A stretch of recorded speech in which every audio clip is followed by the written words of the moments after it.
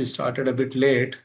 I just thought if a few minutes we are here and there. Is it okay for you? Yes, Prabhu. I just need to go to make prasadam, but I can keep in my kitchen and here. You can just if you are connected on phone, you can keep it there and in mute. You can hear and do the thing, right?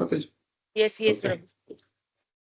Because today is a day when the longer we do Bhagavatam, the less impact the upvas will have on us, on the body, I mean.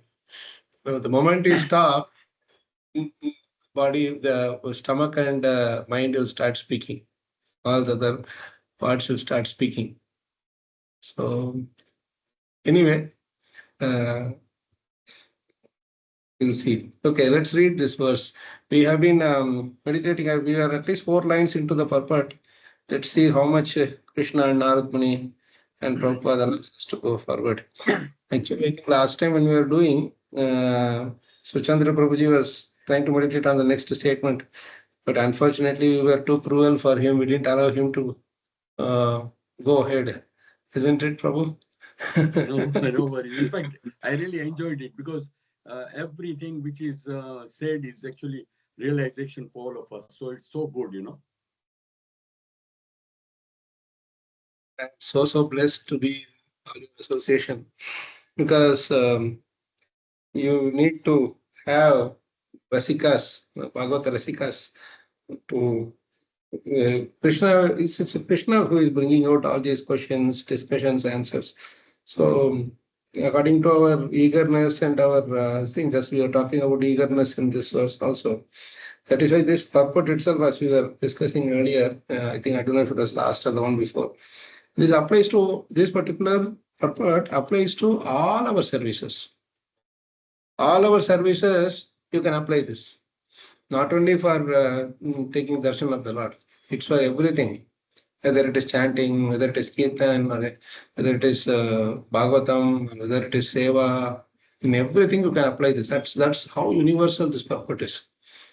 Wherever we go, and not only our spiritual activities, even for our day-to-day activities, you can apply this this particular purport.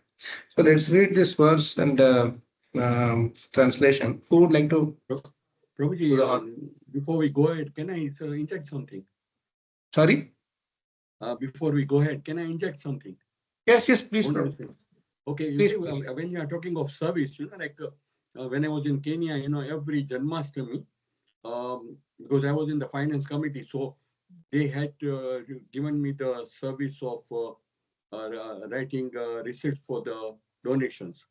So, I used to be there from 7 o'clock up to 11:30 at night because at 11:30, then, we used to go inside and then the Abhishek and all that. So, someone always used to tell me that, you see, people are doing kirtan inside, which I could hear, but say you are missing it.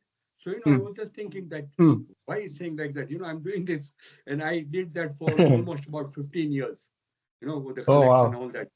So I was just thinking, every time he used to come and tell me, see, you are not very lucky. You are a very unlucky person that you are sitting outside and collecting words. So I was just thinking that it's okay because I'm doing it for Krishna, so it doesn't make any difference. But the kirtan, it used to go inside and I could hear it, but I wasn't present inside. So I was just thinking, it's just different than any service, So this is it, this it was a service, but this person was telling me, no. See, you're missing it. And I said, okay. Yeah. The beauty is that when you are doing a particular service, you will not feel that you are missing the other service, but you will feel that the other person is missing your service. True. As much as the other devotee was thinking that, you are missing that service, you must have been thinking that this is such a nice seva I am collecting for Krishna and everybody is coming and lovingly offering their donation. That brings a change of heart in us also. When you, as you said, Prabhu, you have been doing this service for so long. that's the reason you are so generous to others also. So much. I know how generous you are to wherever you go. Because when you see those receipts, no, or their donations that they are giving, it will pinch us. Hey, this person is giving so much, and I am not giving enough. I should do it also. And somehow Krishna will, like you said, inject that feeling in us. And that is the actual outcome of a service, isn't it? When we are hearing Srimad Bhagavatam, we should hear, how nice these points are. How come it didn't come to me? I should also do more. That feeling when it comes, then it means the taste or the swad that the speaker is experiencing is transferred to you. It has affected you, like like how iron becomes magnetized, in touch with the magnet. So that's a secret, very interesting confidential secret there. And not only that, he will also appreciate the other devotee for his attachment to his service. Yes. Genuinely. You see, you will feel very happy that that devotee is enjoying the kirtans and appreciate. If that person is not enjoying that service, we will feel bad. How come you come all the way here and you are not even enjoying the kirtans? You are just moving about to some snacks and this and that. You are just come without any proper, right? So, so much is there. Prabhuji, when there were two girls, used to do tilak to everybody, because a lot of people come from outside, they don't do tilak. So there were two girls who used to do tilak. When they come up the stairs, they used to. So I used to even tell them that, see what you are doing, ordinary thing you are doing, and we are enjoying inside. I was just thinking that this where I don't know. Oh, you mean those two girls were telling you, or you were telling them? No. The person who was telling me was also telling the girl, see what you're doing ordinary thing and just putting tilak. What is the big thing about it? So, I was thinking. One thing is that, we should be mature enough not to say like that, but I mean, not to put one service above the other, kind of, to make that person. If the other person is a beginner or just beginning their Krishna consciousness, they will start feeling that, oh, this service is not that important. So indirectly, we are actually making the other person lose his taste for that service, which we should never do. It's very nice service you are doing. I was telling the girls that your service is also important. One of the girl was a bit younger, so she started crying. She said, "See, this person is saying the other is not important." I said, "No, you go on doing it. It doesn't matter. What he says, it doesn't matter." Yeah, it just reminds me of Vishwanath Mahavishnu Goswami Maharaj. There are devotees who would do, collection and big programs and all that. And I would do programs, but in congregations, and in our congregation that size may be little less or whatever. Sometimes during festival it will be big, but normal congregation in the US and all, how big the size is, right, Prabhu, compared to our in India. So, and but I would do this Grantaraj every day from 2002 onwards. So I would sometimes feel inferior that Maharaj, I'm only doing this seva. No, Kalacakra, you don't know this. This is a very, very important service, most important. And he would say, this will last longer. Even after I leave and you leave, somebody will search the net and they will find somebody's article written many years ago. And they will feel very inspired, and also they will quote all these things to you. They may not quote about your programs that much. So many years before, those people also would have passed away. So I mean to say, he told that is also important, the program. But what you are doing is very, very important. You are the mouthpiece. The service is the mouthpiece of Srila Prabhupada, you would say. Here we like the speaker, the loudspeaker that we have. So we have to unfold Prabhupada, you would say, unfold Prabhupada to the world. Prabhupada is right now folded and kept inside in all our cupboards. We have to unfold Prabhupada and show to the world, see, this is what Prabhupada has done. One line in this purport just took us so much time to even try to decipher, isn't it? So, thank you so much for that wonderful realization, Prabhu. Really nice. And, yeah, it was sometime in 2004, almost 21 years ago, when I was in the US. We traveled to Kansas City. There's one farm called Bhaktivan. So few proper disciples are maintaining it. Just three, four families. They have a land, they have some cows and some little cultivation, and their house itself is like a not like it's just a reasonable size for some 10, 12 people to stay, maybe maximum. But then on the this when this Panikati and this Nirjal came once, just the last year, I was there in US at that time, and they celebrated it. Everybody, many devotees from everywhere, they just said, anybody who is passing by Kansas, just come. This weekend is full, just Shravanam and Kirtanam. So there, that is almost 80, 90 devotees where there's maximum 10, 20 devotees can stay in those two houses. Everybody just came and squeezed, and on the Nirjal day, Ekadashi, I remember, we did morning. I know the day before we were going into the city and doing the Harinam. All of us did Nagar Sankirtan. Came back, did a lot of kirtans on that day evening. Then the Nirjal day came. From morning till night, it was only Shravanam and Kirtanam, Shravanam and Kirtanam. We didn't do anything else. And early morning we started and the chanting and all that. And then we were going on with Bhagavatam, then some more Bhagavatam, like that we went on. And it's 7 o'clock in the evening, we spent for Gaur Aarti. You know how usually when you're fasting throughout the day, evening would be like a bit exhausting. But you won't believe it. We were jumping up and down from roof to floor. The floor of this wooden floor was shaking. All of us are jumping. It would have caved in. That much was the enthusiasm with which we were all dancing. Many proper disciples had come. And more than 2 hours only Gaurarti went. After 7 o'clock, Aarti just went on for 2.5 hours. Nobody wanted to stop. And we were fasting and we were jumping. Who will touch the roof? Like that. And after that also, people, they just told, wherever you find space, you just squeeze yourself. There is no rules and this thing, like how in India people do. Right? So we are just talking to devotees late in the night till 11:30, 12 o'clock. We're just talking how amazing that experience was. And somehow we slept for maybe maximum 2, 3 hours, and then morning we woke up. The next day, I mean to say, the day after Nirjal.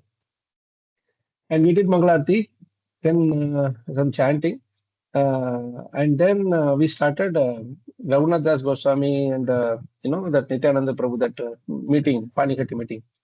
And you won't believe it, we just went on from 7 o'clock till 10:30, 11 o'clock, that only that katha was going on. The next day after Nirjal. And we had not broken our fast. I mean, just a small grain we had taken, but we had not, what you call, with full meal, we haven't broken. And it's just going on and on and on. Everybody was just begging each other, come on, let's. It was almost like 1.5 days continuous fasting, really. And that really gave me the peek into the power of devotee association. And we are, one devotee was joking, if you're together, Maharaj, we don't really feel that, fasting is going on, and today we haven't taken prasadam and that. So this one devotee was joking that, yes, Maharaj, that was so Ganapati Maharaj was there to bring us all together. So another Prabhupada disciple said, yes, Maharaj, Misali also needs company. We are fasting. Prabhuji, this is what happens, normally, Janmashtami, by the time the program ends, it's about 2:30 at 2:30 a.m. Yeah. morning, actually. Yeah. So next day is Srila Prabhupada's day. Appearance day, yeah. So, appearance day. So what happens is, it was, imagine, for the 15 years, I used to do that service. And then next morning, I used to be there at 6:45. So, I used to get this all those 15 years, I got the Guru Puja for doing Srila Prabhupada's Guru Puja every time. Nice. Because, the temple president was telling me, hardly any people is there. Persons are there. Yeah, So the next day will be a bit challenging. Devotees, yeah. Yeah, but I used to get the chance of doing it. So I was just thinking, Very nice. 15 years I had the chance of doing Guru Puja. Very sweet, very sweet. Thank you, Prabhu, for sharing that. Okay, let's read this verse. Who is going to read the verse? 1619. May I? Hare Krishna. Yes, Prabhu, please. Srimad Bhagavatam 1619. Tridikshustadaham bhuyah pranidhaya manoridhi vikshamano api napashyam avidripta ivaturaha. What to what, Prabhu? Yeah, no, translation. In this, two words are very important. Just immediately it comes to my mind is the thing which we didn't discuss. Vikshamanaha api na pashya. This phrase is very, very important. Actually, this Vikshamanam is waiting to see. Even though Narad Muni was waiting to see for what do you call this? So long, trying to do the process, the same process taught by the sages again, he could not see the Lord. And Avitruptaha is without being satisfied. He was not satisfied just enough by having just one small glance. He wanted to keep the form of the Lord more deeply into his heart. Because the Lord has left, he is not able to capture the Lord again. So, Vikshamano api na pashyam. Na apashyam means he was not able to see him even after waiting for a long time. This is a very interesting, beautiful point to meditate on, because there are many times when we will be doing some activity, but we may not get the desired result or desired what we are desiring to have, right? Vikshamano api na pashyan means here, this can be, as I told you, this can be applied to, say, suppose one time it happened, for me, that I think I've told you that I used to read Bhagavatam every day as I was going to the office when I was in the US. My bus will take 30 minutes to reach from home to the office. So I would just sit in the bus and I would keep reading. As I was reading through, as I read through, it will be as if within moments the bus stop will come. You will not feel the time going. But the beauty is that first time when I was reading, every purport, first say about a few weeks or months, every purport I read will be like so nice realizations or feelings, nice experience will happen. Like, hey, this point is so good, this point is so good, like that. Sapna Mataji, if you remember, I told you this point, I think, at one point when you were complaining that it is becoming a bit mechanical, like that. So what happened? I was thinking, what this is nicely happening. And suddenly, one fine day, I could not get any realization. In the sense, I could not get that same swad, like feeling that, hey, today why I did not get any this thing, feeling of that experience, nice, good feeling good. And then for the next few days, it was happening like that. That same feeling of that swad, tasting some things, and it was not coming. I was surprised, Krishna, what's happening? Something wrong? I did some offense or whatever. But it went on for some time. Then it struck to me that actually not having realization is also a realization. Because that makes us more humble. And secondly, you realize that it is not in your hands, it is in Krishna's hands. If you keep getting those nice feeling that, hey, this nice point, this is so beautiful, etc., then, like it said, there is no mechanical process to see the form of the Lord. Then, what did we say in the last couple of discussions?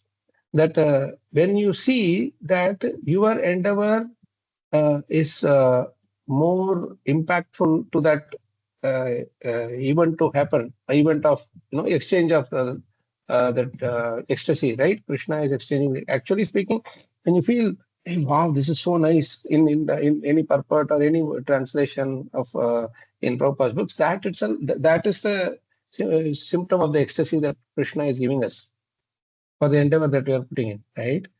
But actually, even more deeper ecstasy is when you realize that you are no one to get to be the cause of that ecstasy. So when realizations keep coming, we will start thinking that we are actually the doer. There, Krishna stops.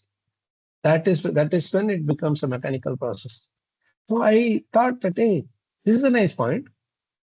Not having realization is also part of Krishna's lila. Krishna is the one who is giving us this realization, and he is the one who is not giving us a realization at this point. So we have to accept both with equal. What is that thing? Labha labho, jaya jaya. Huh? He says that no. You take both of them. Huh? Sukha dukhe samay kritva labha labho. Sukha dukhe samay kritva labha alabho jaya ajaya. Both. Labha and profit and loss. Victory and defeat. Samay kritva. Equally you have to see. Equally you have to see does not mean that just giving up alone. Equally you have to see means you have to see Krishna's hand in both of them. So that is where this, as soon as I read this purport, I said, hey, this is the purport that gives me the answer to that question. Why am I not getting this realization? Why? That is where it makes more sense that realization is Krishna given. It's not our manufactured item. That's very important. And when we realized that moment I became very happy, because that realization of not having realization is also a realization is also given by Krishna. Right? When we isn't it true? That when we are, it's like actually we are accepting the defeat from Krishna. In other words, we are jubilant in Krishna conquering us. We are not defeated, but we are conquered by Krishna. There's a big, huge difference between we being defeated and we being conquered. When you are conquered by someone whom you love, you actually enjoy it even more than conquering that person. Right? But when you are defeated, it actually it hurts our ego. When you say I am defeated, it hurts my ego. Right? So that is why if you see when Bali Maharaj was humbled by Amandev in that first time, he felt very jubilant. It says jubilantly he was washing the lotus feet of the Lord. Jubilantly he was touching and putting it on his head. Everything is jubilance. Jubilance is actually it's a beautiful word, which comes very close to the Sanskrit thing. It's a very beautiful word because you feel happy when somebody is conquering us. Very beautiful. Yeah. So I see Prabhu is saying something. Same feeling Shiva had after meeting Mohini Murti. Yes, beautiful example, Prabhu. When Mohini Murti avatar, when he was confronted with the Lord in that form, and he was also what do you call? He put Lord Shiva, Mohini Murti, Lord Mohini actually put the Lord Shiva into an embarrassing situation. But he was actually never felt morose. If you see in that particular part of Bhagavatam, he never felt morose. He felt very happy and joyful that Krishna is actually using me as an instrument. Such a beautiful point here. Okay. Yes, Sriniketan Prabhu, can you read the translation, please? Hare Krishna. Yes, Prabhu. Seeing. Can you see the screen? I Yes. don't know. I am sharing the screen, but can you see the screen? Yeah, No, I can see you the are. screen. See, 1 minute, Mataji. If now you can share this, you can see, all of you can see the screen clearly. No, Prabhu, Yes. I am just seeing Mataji's name only. No. Yes, we are able to No, the see. screen. I can see the screen. I can see Hare You, Krishna. you can see the Prabhuji, screen can see. maximized or Maximized. yeah, okay, fine. You go ahead. Gaurav Prabhu, you are able to see now? No, Prabhu, I think I need to rejoin. I'll rejoin. Yeah, Maybe maybe need to log out sometimes. and log in. Yes. Yeah. So Shiniketan Prabhu, you read the translation. Hare Krishna. I desire to see again that transcendental form of the Lord, but despite my attempts to concentrate upon the heart with eagerness to view the form again, I could not see him anymore, and thus dissatisfied, I was very much aggrieved. So he was aggrieved. So that is Atura. Atura. So let's read the purport. Who would like to take the opportunity to read the purport? May I read, Prabhu? Anyone, please. There is no There is mechanical Uh, yeah. Carry on, Prabhuji. there is no mechanical process to see the form of the Lord. It completely depends on the causeless mercy of the Lord. We cannot the Lord to be present before our vision, just as we can command the sun to rise whenever we like. Now it's so beautiful, no? Given a chance, you would expect the sun to rise in another 10 minutes also. Then it will not rise, it will go today. It will not rise, it will wait till tomorrow morning 6 o'clock. But as long as you are with the Bhagavatam sun, no, the other sun, when it rises, it doesn't matter. Purana Kaduna Ditaha, right? You are already with the sun. But this beauty of this sun is it is a cooling sun, it is not a scorching sun. This Purana Arkana, sun, Krishna in the form of Bhagavatam, this Krishna sun in the form of Bhagavatam, it is actually cooling sun. That's the other effect. Yes, Prabhu, please. The sun rises out of his own accord. So also the Lord is pleased to be present out of his causeless mercy.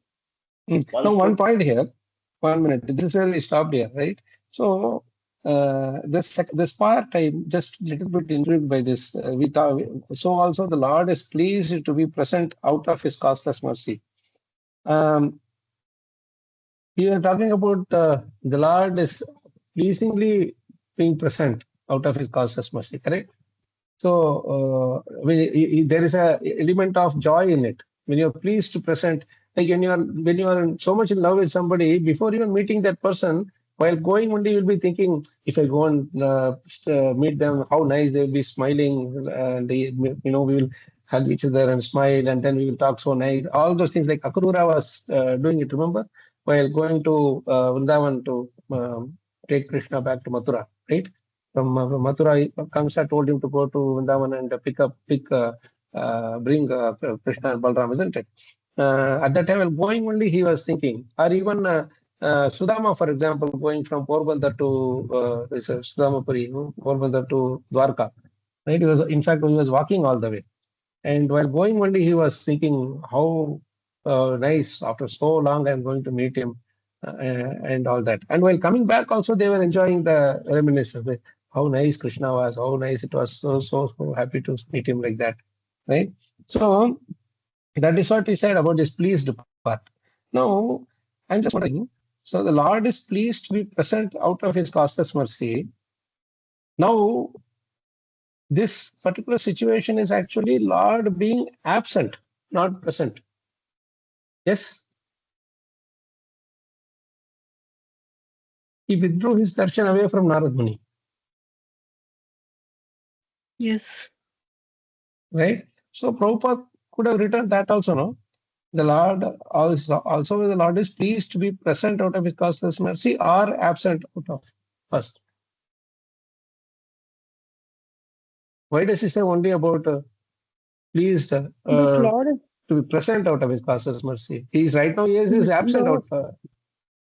Lord is never absent. Lord is ever present. It's just that we feel he's depending on our eagerness, our enthusiasm, or I don't know if I'm correct. He's always present. You're right. You're right. Actually, the Lord is present in his absence also. Hmm. When in his Yeah. absence, he is actually even more intensely present. Vipralamba Bhav, we say, no? Vipralamba Bhav. Virahaba. Yeah. So that is why Prabhupada did not write the absence part, because as you said, Krishna is never absent. He is just present in a different form, isn't it? That's I told you, no, not having realization is also a realization. But we have to realize that it is a realization. And to realize that it is that quote unquote realization, actually Krishna is present. That's why Maharaj used to say beautifully, the word realization is the best word in English, because it has the sub word real in it. Realization, right? So that actually that real is Krishna. Everything else is false in this world. Only Krishna is real. So Krishna is present inside that word realization. Correct? So Maharaj used to say realize means you have to realize is actually the word Krishna eyes. In every situation you bring Krishna into your life, that is realize. You are making a false thing into real. See, suppose for example, this Bluetooth thing or whatever, or phone or something is there. Without connection with Krishna, it is falgu. It is false. But when you Krishna eyes it, then it becomes real. In other words, real is where you disown it from being your property and you are the owner of it. When you give it to Krishna, like Krishna, this is not mine, right? Krishna, idam namama. Right? So you just give it to Krishna. Krishna, this is yours, not mine, right? That is where Jnana and Vairagya come together to as part of the bhakti. These two are part of bhakti. So that's I was amazed to see why Prabhupada didn't write is absent out of his mercy. Krishna is never absent. He is always present. It's just that in different forms. In the separation, you see as how Asrishyava Padaratam Pinashtamam and how the gopis are intensely remembering Krishna even more when he removes himself from their vision. They are even more intensely they are remembering Krishna. And that is Prabhu. Like this please to be present, we can take it with other words also. Now, it is my speculation that you said that Krishna is never absent. But we, by our action, make Krishna absent for us. Means we are attracted to opposite side. Like when sun is there, there is no darkness. When Krishna is there, there is no Maya. Coming into the contact of mode of Maya, we make Krishna absent. And this doesn't pleases Krishna. That so that may be case also. So actually, Prabhu, being in Maya means Krishna is absent. The thing is, Krishna is absent from our thoughts. We have forgotten him. Krishna bhuliya jiva bhogavancha kare. Right? We have forgotten Krishna. Krishna bahir mukha that we say, no? Instead of antarmukha, we become bahir mukha. And when we stop thinking about him, right? That's when Krishna is actually absent. When we keep thinking about him, even if apparently he may not be present in the form of some say you are going to the temple or you are going, suppose you are going to a say temple and you want to attend the Bhagavatam class and you are not able to, but you are engaged in some other seva like our Suchandra Prabhu was telling. But at that time, you are in that service also you are enjoying that, right? But when you are missing the, like we are saying, no, that when you miss the other service in the sense, oh, that is so nice that is happening. Krishna is present in both ways, being present in this service and feeling the missing out on the that service also. He is present. He is present both in his presence and absence. Absence means feeling his absence, not forgetting him. You get the difference between the two, Prabhu? That forgetting him is Maya. Missing him is actually being more intensely connected with him through remembrance. Like Arjuna is doing in the 15th chapter, no? Pandavas retire timely. He is actually intensely feeling Krishna's presence even more when Yudhishthira Maharaj asked him. Right? Does that help, Prabhu? Yes, Prabhu, thank you. Nice question, Prabhu. Yes, Swapna Mataji, raise your hand. Hare Krishna Prabhuji. Over here, it's my other mental speculation. Is that in for us, for Prabhupada ji, Krishna is very important. But while he made the spelling of ISKCON, he put 3 letters of CON, consciousness. So he was so much he in that way, according to me, in that way he's telling me 3 letters of consciousness help you connect to Krishna. So Consciousness, also CON, connect is also CON. From that he's telling that consciousness. We are discussing also about the feelings, and so I thought this is what. And one more thing also, it just occurred to me that Khan in Hindi also means ears. So you see him through the ears. No? Yes, ma'am. Iskan means Iskan se suno. Yes, very well. Nice. Okay, so let's read further. So this point, I just thought, Krishna, the thing is, actually, in the we will feel in his absence, we will remember him even more intensely that way. And that in that intense remembrance, he is present. And that's what we discussed. If you remember that 15th chapter, I remember long time ago, we did that. 115, remember that naked desires are given to us, that purport? Kashaya Dishano Juna. 115:29, I think. The naked truth of desire, something like that. Naked forms of all material desires become manifest in its true color, right? And intelligence of the living being is specified in its true color. If you see, Arjuna's constant, remember, the translation is really beautiful. Arjuna's constant remembrance of the lotus feet of Lord Sri Krishna rapidly increased his devotion, and as a result, all the trash in his thoughts subsided. What is the Kashaya Dishano Arjuna? Trash in his thoughts being subsided. If you remember, we discussed that point. Trash in his thoughts being subsided.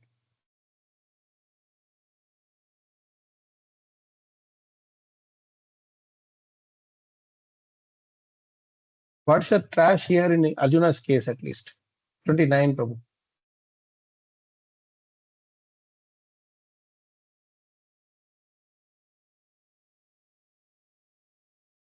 That Mataji sharing? Chitra Mataji, 29. Yes, Prabhuji, 1 minute. He's remembering Krishna. What is the trash that is? Yes, almost is completed the whole thing. At the end of this beautiful prayers, so Suta Goswami is telling all the trash in his thoughts subsided. What is the real trash there?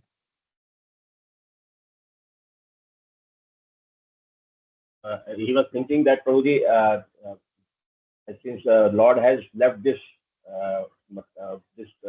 Leela, and he was missing him, this type of disturbance he was going on. But as he started remembering the instruction of Krishna, he started feeling the presence of Krishna with him.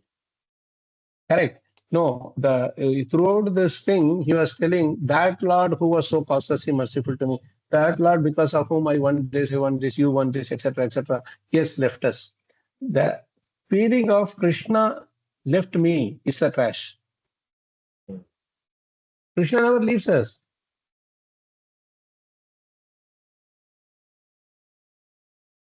You understand? Krishna never leaves us. Because of the contamination of what we are thinking that just like any other man or other friends or anybody that we have, relatives he has left. No, he is always with us. Just that he changed the form because he is absolute. He is not relative. He is absolute. That is a trash that he because after this what he did, I'm seeing him everywhere. Like Bhishma Dev also said, last prayer that he said was that what is that verse? Hridi Hridi Hridi Dishtitam Atma Kalpitana. What is that verse? Hridi Hridi Dishtitam Atma Kalpitana. No, I think the last one is this. Sorry, 1 minute. Yeah, Tamimam Ahambajam Sharira Bajam. Hridi Hridi Dishtitam Atma Kalpitana. Pratidrisham Iva Naik Kadarkam Ekam. Pratidrisham. Every moment, every second, you can see him everywhere. Na Ekadarkam Ekam. Though sun is one, Ekadarkam, sun is only one. Samadhigatosmi. Vidhuta Bheda Moha. In everybody's, sun is present everywhere. Even though it is one, it is present in everybody's house, everybody's place, everywhere. Same way, Krishna is also the one, is present in everybody, everywhere. And that is and forgetting that is the trash that that got subsided in Arjuna.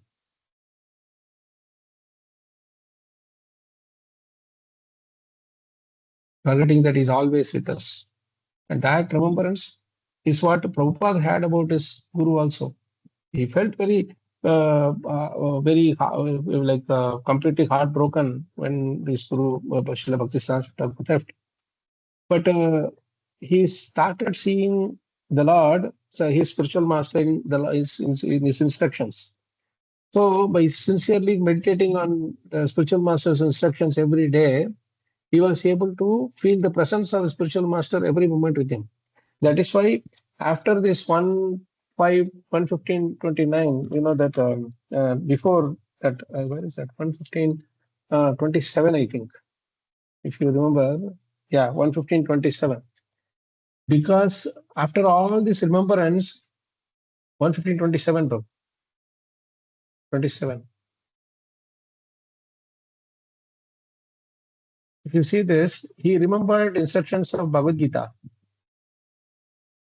Now I am attracted to those instructions imparted to me by the personality of Godhead Govinda, that is in the battlefield, that Bhagavad Gita said, because they are impregnated with instructions for relieving the burning heart in all circumstances of time and space. Now he's burning, he's feeling, heart is burning because he couldn't connect with Krishna anymore. He's so closely connected with Krishna. But now he has to pacify himself in associating with another form of the Lord, which is through his instructions. Right? That is how we should try to see Krishna in the different forms that he is presenting himself. He is never making himself absent. The only people from whom he will make himself absent is those who want to forget him, not those who want to remember him. Those who want to remember him, he will do this to make them feel even more intensely experiencing him by feeling his absence. That is why the success of our bhakti, success of our all sevas, is to feel even more intensely attached to that and feel that, I want more, that, and what do you call, this is not enough, basically. And after 2 verses, you will see that also that one more golden purport is coming. It's on the way. But this is the real meaning we should get here. Okay, let's go back to our 1:6:19.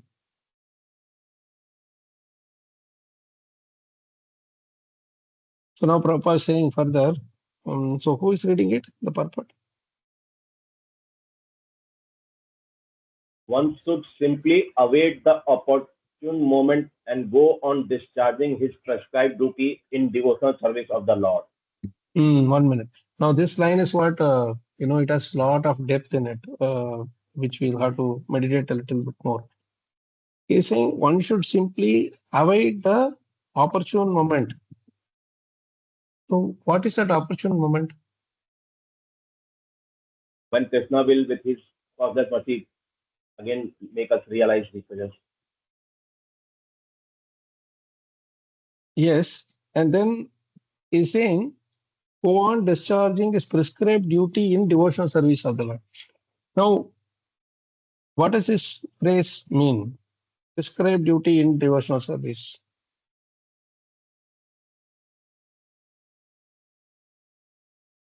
Doing all our duties as an offering to Krishna. Correct. That's a natural, but that's the default thing.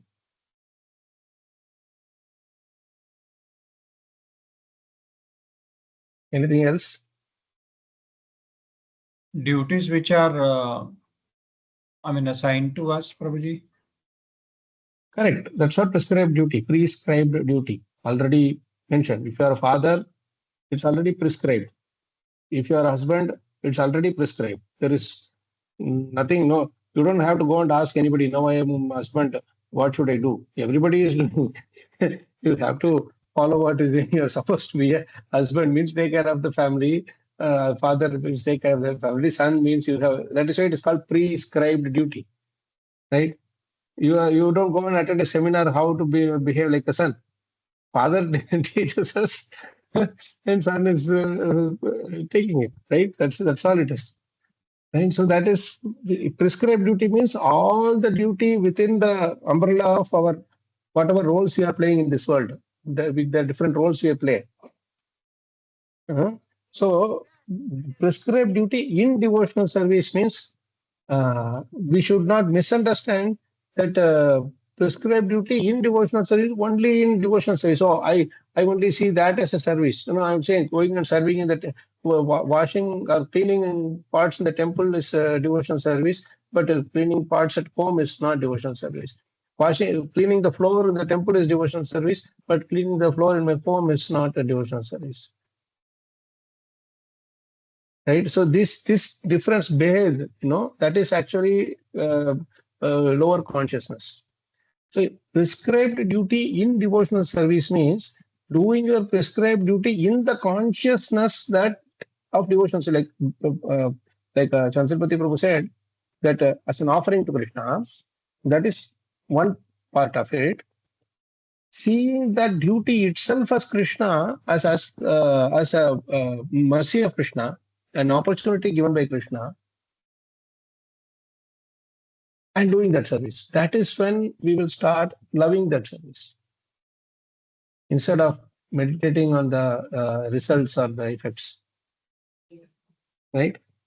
That way you will not, like suppose a doctor is there, he or she has to attend to a patient. The patient is in a very serious condition, but he's not able to have the finances or whatever. Then if he loves that duty, and I mean to say, he loves means he takes a responsibility. I'm a doctor, I have to somehow or other save a living entity. So if the doctor is not into a business mode, he will try to help that patient somehow or other. In some place, in some way or other, he will give. Instead of trying to charge him too much and do it as a business, he will say, poor guy, let me do something for this person. He's very poor. We may not expect that from him like that. Sometimes, excuse me, one may have to take such things, right? When you are doing that, we are actually seeing Krishna in there, or you are not procrastinating. If you see that service itself as Krishna, we will never procrastinate that service. We will never be lazy in doing that service. This is another symptom, whether you are seeing the duty, prescribed duty in devotional service means in the consciousness of Krishna. Not that in the ambit of devotional service, like cleaning, Shravanam, Kirtanam, deity worship, those are the only service. That is my prescribed duty. Now, if everybody goes and sits in the temple, who will do the regular duty? That is why at times there are people who were questioning Prabhupada in those days that your disciples are, why they're simply going and begging in the street. Now, Prabhupada actually confronted that person. No, they are not begging for your money. They are begging for you to chant his name, Krishna's names. You chant Krishna's name, they will be happy. And we are the most busy people. You are only working from 9 to 5. We work 24 hours a day. All for your lokakshemam, not just for us. We are very happy sitting inside the temple and doing kirtan and seva. Right? So this statement is very, very, very beautiful. One should simply await the opportune moment and go on discharging his prescribed duty in devotional service of the Lord actually means that Maharaj used to say this statement that there is 1626, just jumping a bit there. If you see, where is that? Kalam pratikshan vimado vimatsaraka. He said, I was traveling all over the world, fully satisfied, humble and unenvious. In this verse 1619 translation, it says, I am dissatisfied. Correct? Just dissatisfied. I was very much agreed. But if you come to 1626, you can open another window actually. You should keep this constant because we are going back and forth. Just click on that plus sign, Mataji. It's Chitra Mataji doing it, right? Which plus sign, Prabhu? No. That plus next to the tab, top tab. Top left side, Mataji. Srimad Bhagavatam 1619. That is there, no? After that, you have a plus sign there on the top. Above the URL, Mataji. Oh, no, Prabhuji, I can't see that because there is that share screen. Oh, it is hiding it. Okay. No yeah. worries. You can say Control T or something, no? One more tab will open. Control N, I think. Control N. Control N. That is already open. Control N. It's okay. The new window is also okay. You can just say Veda base. That Veda base is that 1626 you say. Take.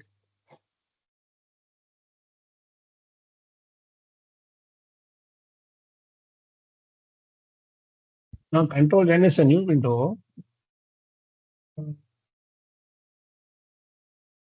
Or else we New can. tab is Control T, Prabhu. Control T.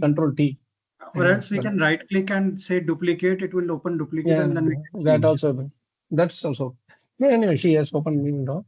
Now, again, we come down. If you see in this translation, see what he is telling. So doing, I traveled all over the earth, fully satisfied, humble, and unenvious. So within 3-4 verses, he became fully satisfied, from dissatisfied to fully satisfied. Right? How beautiful it is. I was dissatisfied. Now I am fully satisfied. In between, what is happening is the secret. What made him move from completely dissatisfied to fully satisfied? And this is where actually you come there, but Maharaj told a beautiful thing about his Kalam Pratiksha. Waiting time. Kalam Pratiksha means you are waiting. You are waiting in the platform for your train to come on, right? Waiting time is your preaching time, he would say. Don't simply wait, telling when I get the opportunity, I will preach, or when I get the opportunity, I will serve. Waiting time is your preaching time. Then somebody will question, but Prabhu, I don't have anybody to preach to. And there is one candidate who is always with you 24 hours for preaching. Who is that? Mind. Our own mind. Yourself. Yeah, our own mind. You just preach to him continuously. That waiting time is your preaching time, he said. Maharaj said, when you keep on preaching during your waiting time, you will never feel that you have spent so much time. You see? Other days, at least, some other service, prasadam, cooking, offering, all those things can come in between us and Bhagavatam. But today, there is no such excuse. If you don't eat, you will not feel sleepy. So eating, sleeping, both are taken out of context. Right? You tell your Krishna, I am fasting completely today. Now, you don't make me do all this boga, everything, too much, all this opulent boga and all. that is we can't eat it anyway. So we have to distribute only. That is a case we can do if that's a service. So you make very minimal thing for Krishna, give him, and then tell him that even what do you call some nuts or some fruits or something you keep also, he'll be happy. But if you instead of if you are busy with Bhagavatam, he'll be happy. If you are busy with chanting, he'll be happy. If not, he'll say, man, you go and do seva. So this waiting time is our preaching time. So during the waiting time, when we cultivate the art of how to preach to our mind and keep it in control, then we will move from completely on this side of the shore to the other side of the ocean. From one bank to the other bank. Dissatisfaction to full satisfaction. Anyway, that we will go through as we go along. And this is the point that I was trying to highlight here. Simply avoid the opportune moment and go on discharging his prescribed duty in devotional service actually starts from preaching to our mind. Cultivating that habit of somehow or other, go back to Krishna, go back to Krishna in the form of names, go back to Krishna in the form of scriptures, Bhagavad Gita, Bhagavatam. These are the best ways to go back to rectify our mind again. Our mind will fight, it will rebel, but we have to somehow or other, Odayan Atmana. You have to preach again and again. See, you are not worse in a worse situation than Narada Muni. Narada Muni didn't have any association. We have all of us devotees in the groups and in online, all these things, we are always there. So what stops us from doing this, right? So these two verses, 25 and 26, I would say each verse will, if you have to be fully satisfied, come to the point of full satisfaction, minimum we should spend at least 6 months on each of these verses. 6 months for 25th verse, 6 verse, 26th verse. Only then we can be a bit fully satisfied. That much is there inside these two verses anyway. Now, coming to this point, let's come back to 19, this verse. Right? So we have to simply avoid the opportune moment and go on discharging. Means that Krishna gives service in different ways. Service to correct ourselves, and introspection is also a service. What is wrong in my approach? Did I do anything wrong? That is actually a service to Krishna. Because we are actually trying to rectify the mood of our seva, the intent of our seva. In other words, we are trying to fine-tune the quality or improve the quality of our offering to Krishna. Still. So everything that we do, we are doing it for Krishna's pleasure. As soon as you do that, it becomes in devotional service. Right? Go on discharging our prescribed duty. Our prescribed duty is not just, okay, I'm taking care of my children, I'm taking care of my wife, I'm taking care of my parents. That is not alone prescribed.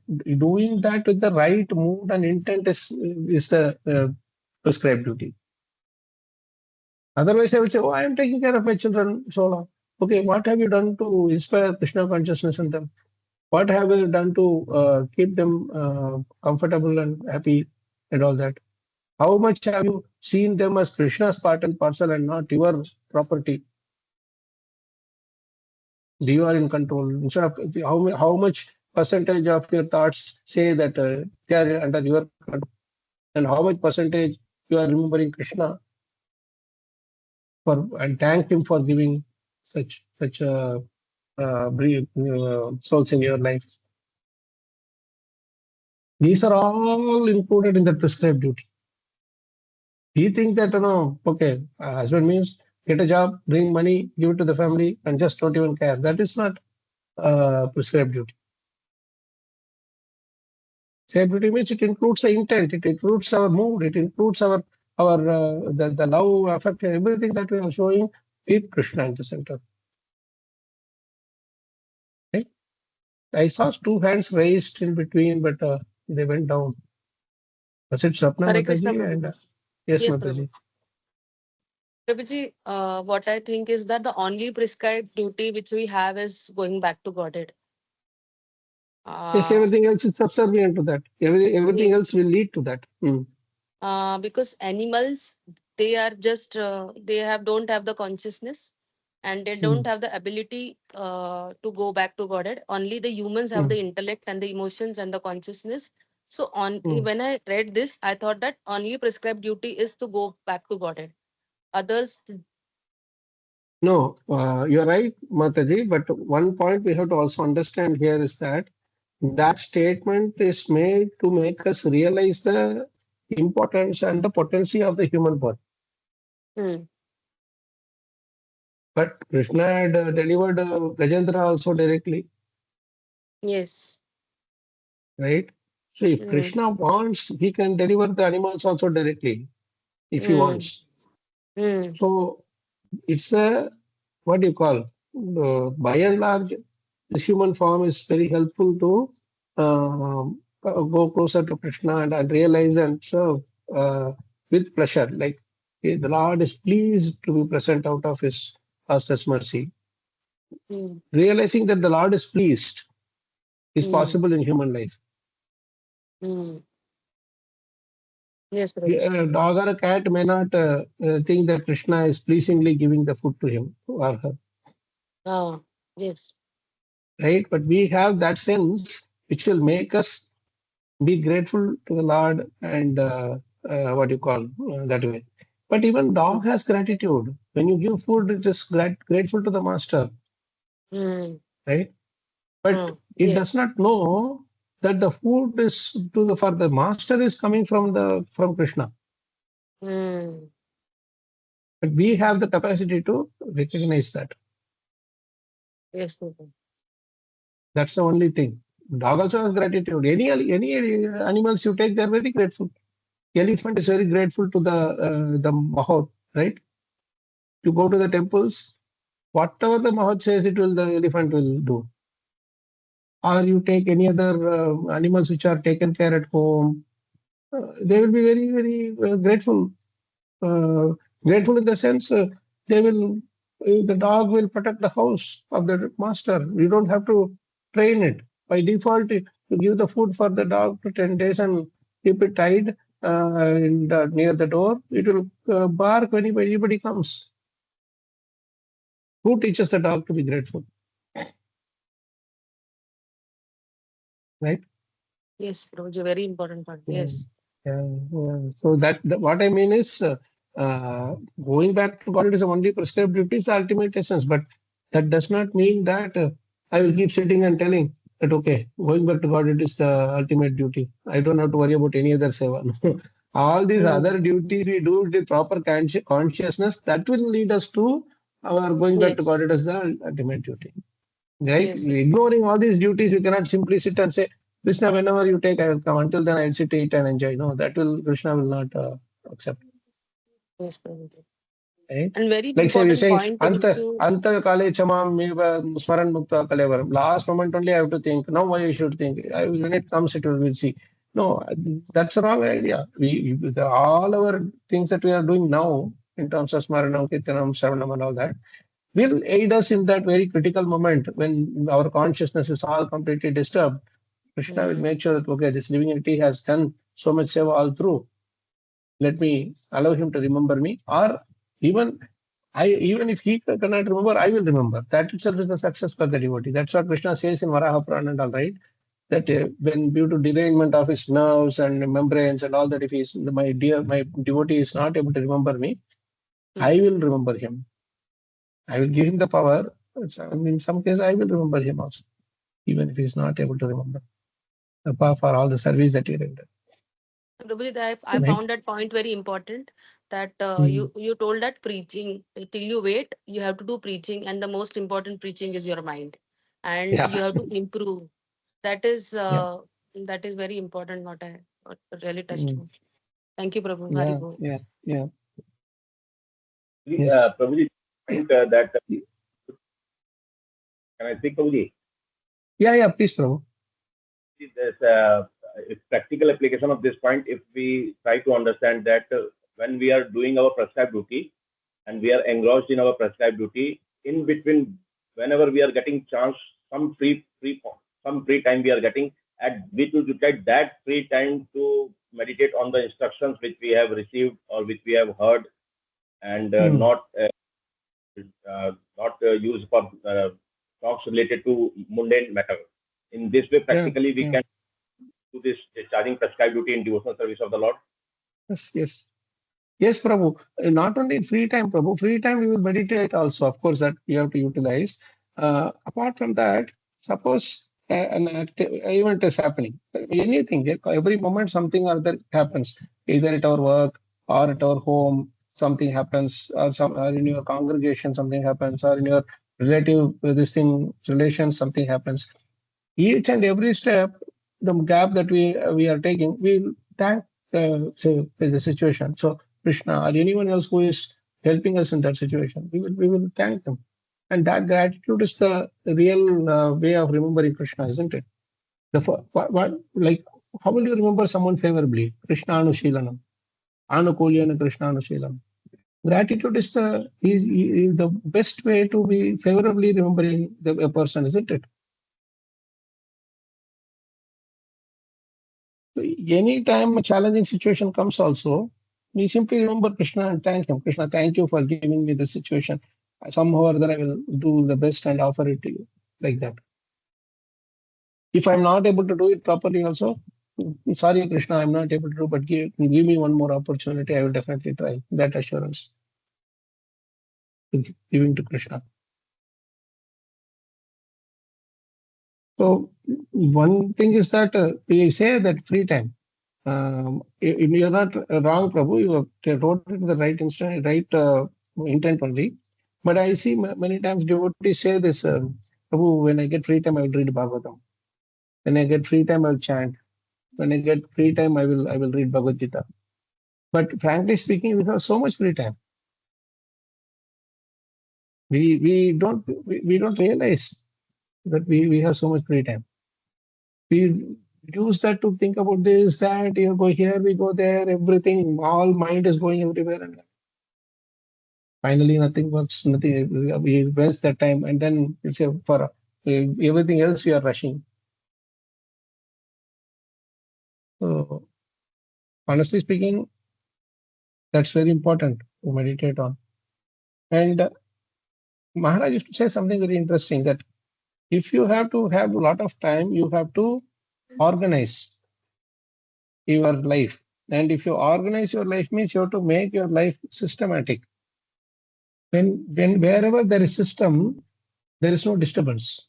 Wherever there is proper system, proper organization, there is very less disturbance. Even in material world, if you see, the solar system, it's the best example. Even in the word, the system is there. Solar system, right?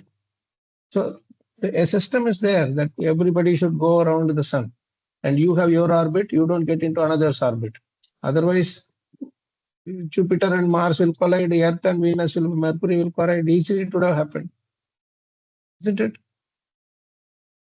And they are all rooting for so many millions and millions of years, ever since they manifested. No traffic signal, no one-way traffic, no brakes, nothing, no policeman to control or patrol. And they are going at thousands and thousands of kilometers per second speed.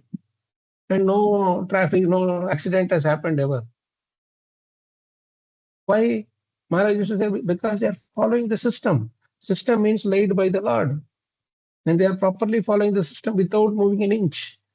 Sun has never taken one day off so far, even to the whatever foreseeable future. It's rising on time, setting on time, rising on time, setting on time. So dutifully, this is what is called go on discharging the prescribed duties in devotional service.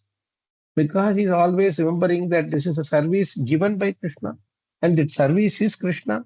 I am doing this service to please Krishna. This is how you see Krishna in the service. Right? So Krishna is the one who bestowed this service upon me, and he himself is present in that service. And he is the only object of pleasure. I mean, for whose pleasure I am executing this service. Does that help, Prabhu? Yes, but I have one more question. If time allows, then I can. Yeah, please. Time allows, Prabhu. Today there is no problem with the time allowing. Time is with us. Until we are alive with the time, we can do. I want to put one situation related to my situation. As per my, I am under the control. That was suppose we are planning an spiritual tour, spiritual trip. Somehow we are planning that trip. Now, if due to some important work at office, if my leave is, suppose I'm putting an example, my leave is had been turned down, that you will not go, and due to this, that I am not able to take part in the yatra. That mind is very disturbed. All planning, we have booked, we have booked the hotel room, everything done, and at the final moment, now next day we have to move, and sudden some emergency type, some situation comes, and office says that we will not go on leave. So at that time, I got disturbed. But now, as this statement we are reading that we have to discharge our prescribed between devotional service, if that time somehow, if my mind started thinking like that, it is Krishna's arrangement. Krishna it doesn't matter what I went to the office. It doesn't matter. I have to go to the yatra. Like that, you're saying. We can make ourselves peaceful, but that doesn't happen practically at that time. Actually, Prabhu, that's where I was telling. That's where I was telling that the situation is also created by the Lord. That that is where we have to make what you call judicious decisions, right? Without any bias. Judicial decision actually means no bias, right, Prabhu? Suppose, like you took the example of the office work. It can also be applied to, say, someone, family, require your attention for health issues or anything, whatever that matters. It comes so many times. You are the one responsible for the, say, yatra work also. You are the one responsible for this also, this prescribed duties also. So how do you balance between the two, right? That's where we should judge the condition and be without any bias. We should take the decision. Now, how my bias would be? Some maybe, like some of them, in your case, you say, oh, I am responsible, I have to somehow or other do the seva. The thing is, you have tasted that seva, you have got the taste for that seva, so you will definitely do it immaculately. If given a chance, you will leave you will take leave from the office work. Already you had applied for leave and you are going there. That is one side of the case, one case, right? But in this case, you have to do it without bias. Means there is a certain level of attraction to one side of the service, but what needs, which service between the two needs my attention more. Suppose I set up call, say Prabhupada Smaranam, I have to do. At that time, suddenly one office call comes. Then what should I do? Should I go to the office call or should I do this thing? That is where we have to see that the persons whom we are serving in the prescribed duties, we have a certain obligation to them, right? And here in the yatra and the temple and devotees, we have certain obligations also. Now, between these two services, if you have the ability in either of the service, I'm not telling only one type of service, in either of the service, someone whom you have trained to take over from you and do the service in your absence without any impact of your absence being felt there, then that is what is the expertise. The what is that? Daksha. Krishna uses this word daksha in Bhagavad Gita, no? Expertise. So if you can do that, then that is perfectly fine. Now you have to decide where you can leave that rope and hand it to someone else. You get me, Prabhu? Suppose in the yatra, if you are able to give to say someone like Prahlad Vasudeva Prabhu or Priest or someone in the yatra to say, Prabhu, please, can you please do, I suddenly got this urgent job. Another day, they may also have something, and they may come and request you to help. That way of give and take, if it is possible, if you develop that layers in the services, our spiritual services, go and do it there, because you can be in only one place at a time. And if you have done that thing in your office thing, that you tell your manager that I've trained my subordinate to do the job in my absence. If for anything, you please call me in emergency. Let him do that thing, right, Prabhu? So when you do it like that, the manager, if he is having the trust in you, that is why we should work really hard to gain the trust of our bosses. And that trust comes by being there and contributing at the right time. Unfortunately, not every one of us, including me, we are not able to do that all the time, especially in the material world, and that creates some level of frustration. That is why we start developing some distaste to the prescribed duties. Here, in our spiritual side of the seva, when you develop that layers who can take over in your absence and thing, then one place you can do the service properly. And we should also weigh in the various factors, like uh, who will not be able to understand your situation more. If devotees are able to understand your absence, and let's say, okay, don't worry, we will have someone else do it here. If that is possible, then easy for you to take the decision here, like go to work and do it. Here, when I use the word without bias, Prabhu, this is where I meant that there is a inclination or tendency for us to go towards one side. You get me? Like, I would love to be part of the other more than doing it as a service. My service is very important. I go there as for my enjoyment. You get me? Like, be part of the kirtans and go and distribute prasadam. We have developed that taste over time. Krishna has given that little bit of that experience, and for that experience only, for that experience, we are doing that. One of the reasons. So if I am more inclined towards my yatra because I am getting that experience, and I'm not being appreciated in the office, so I don't want to go there and waste my time. Rather, I would come here and be happy to receive the say love and affection and appreciations from this side. Then it can create trouble in our how we are seeing Krishna in these activities. Many times that's what happens. I'm not saying in your case, Prabhu. In many cases in devotees, they say that I don't like my job, or I don't like my boss. They want the same appreciations they are getting in the spiritual side, to be available in the our professional side also, or in our personal life also. That I need that same appreciation from everyone, isn't it?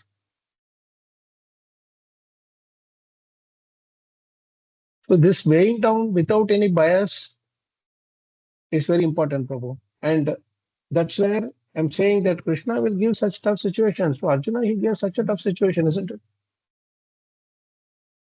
He gave the most toughest situation to Arjuna. That he actually hated fighting. He didn't want to fight. Krishna did not show the worst of enemy and come on, you fight and kill him like that.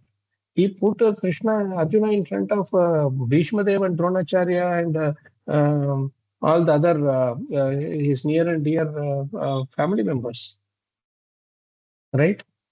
Which the service of fighting he loved, but this particular fight he did not like. He wanted to run away. He's a Kshatriya. He was always having the spirit of ready to fight. You know.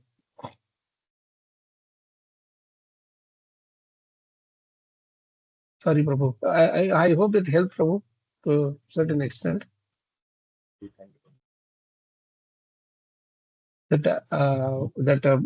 Free, when we take decisions free of neutrally, I mean, without any bias, due to what we are getting, right, rather than where my presence is more important. Even though I don't like it, still I would have to be available. I have to make myself available there.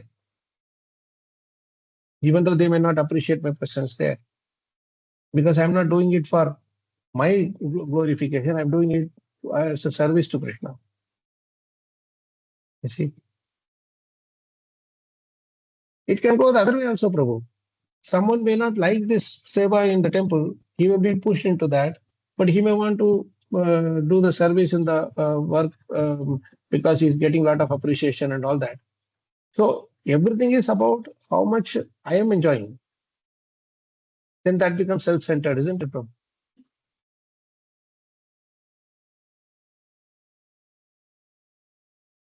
So long-term decisions also have to be made as we go higher and higher. I mean, more and more we progress in our Krishna consciousness. Because what happens is, say, suppose we are 15, 20, 25 years practicing Krishna consciousness, and we have developed certain distaste towards the. It is very, very natural for devotees to get distaste to their professional career, even if they get all the accolades, Prabhu. I'm telling you, even if they are successful in their professional side, there is a natural distaste that will come while we are practicing Krishna consciousness, distaste towards the professional side, or maybe a few other things also, business, whatever.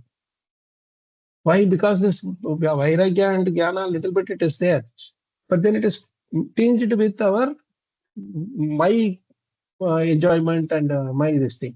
That if we take that out, then we will do it properly. That detachment is when you are doing that same service without any expectation of result or reciprocations in that professional, personal things also, then that will be appreciated by Krishna, isn't it? Even when Vittal Bhagwan came and stood in front of this Kundali, he could have obviously could have come rushing and out and met Krishna and served him, washed his feet and all that. But he just kept going on with his seva to his parents. He was serving his parents, right? Only because Krishna is pleased with that mood, because we are serving Krishna in the service. Kundali saw Krishna in the service of serving his parents. Krishna was pleased and he was waiting. Till now he's waiting. Isn't it true? And there are innumerable examples of how Krishna was pleased with those who saw their profession, so saw Krishna in their profession and did it as an offering to him. That's why I told those three things. What are those three things? Thank Krishna, be grateful to Krishna for giving us the opportunity to serve him in that way, through that service, and see Krishna as that service. My Guru Maharaj used to say this one very, very strong statement: love your work like how you love Krishna. If you love your work, you will see Krishna in your work, Krishna in your work also.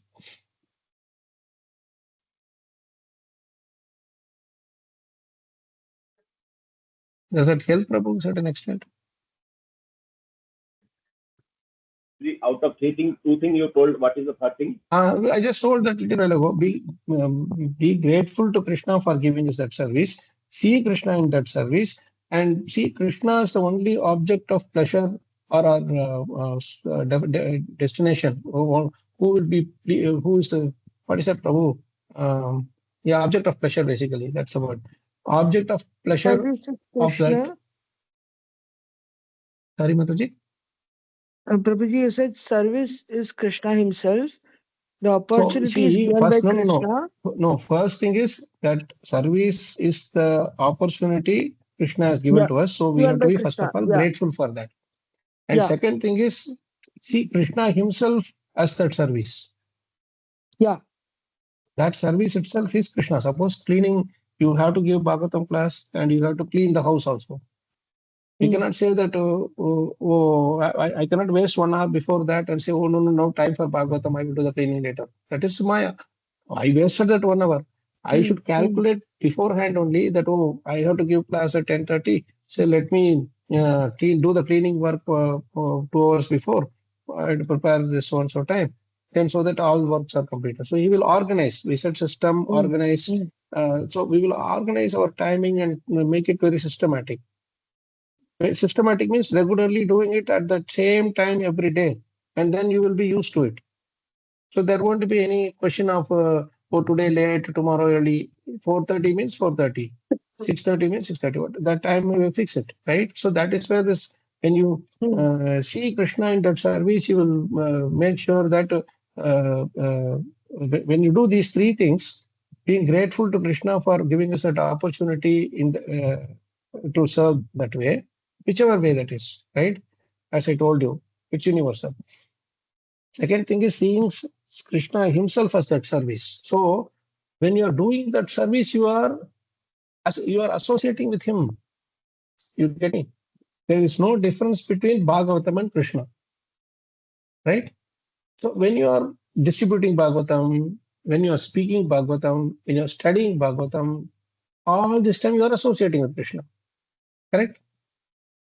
So when you do that, you will enjoy it to the most, correct?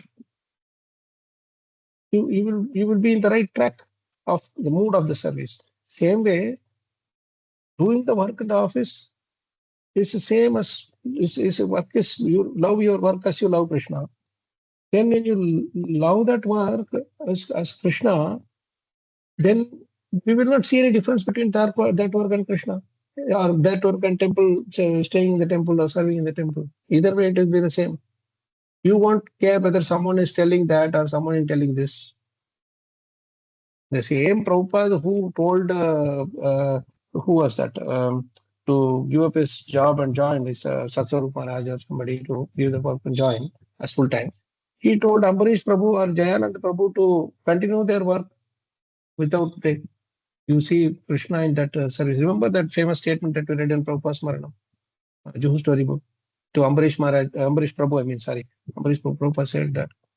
So this seeing Krishna as that service or in that service is the second part. Third thing is Krishna is the object of is the recipient of all the results, and he is the object of receiving this pleasure out of the service. Whatever results that is coming out of that service, he is the one who is the enjoyer. Bhoktaram yajna tapasam sarva loka pahetvaram.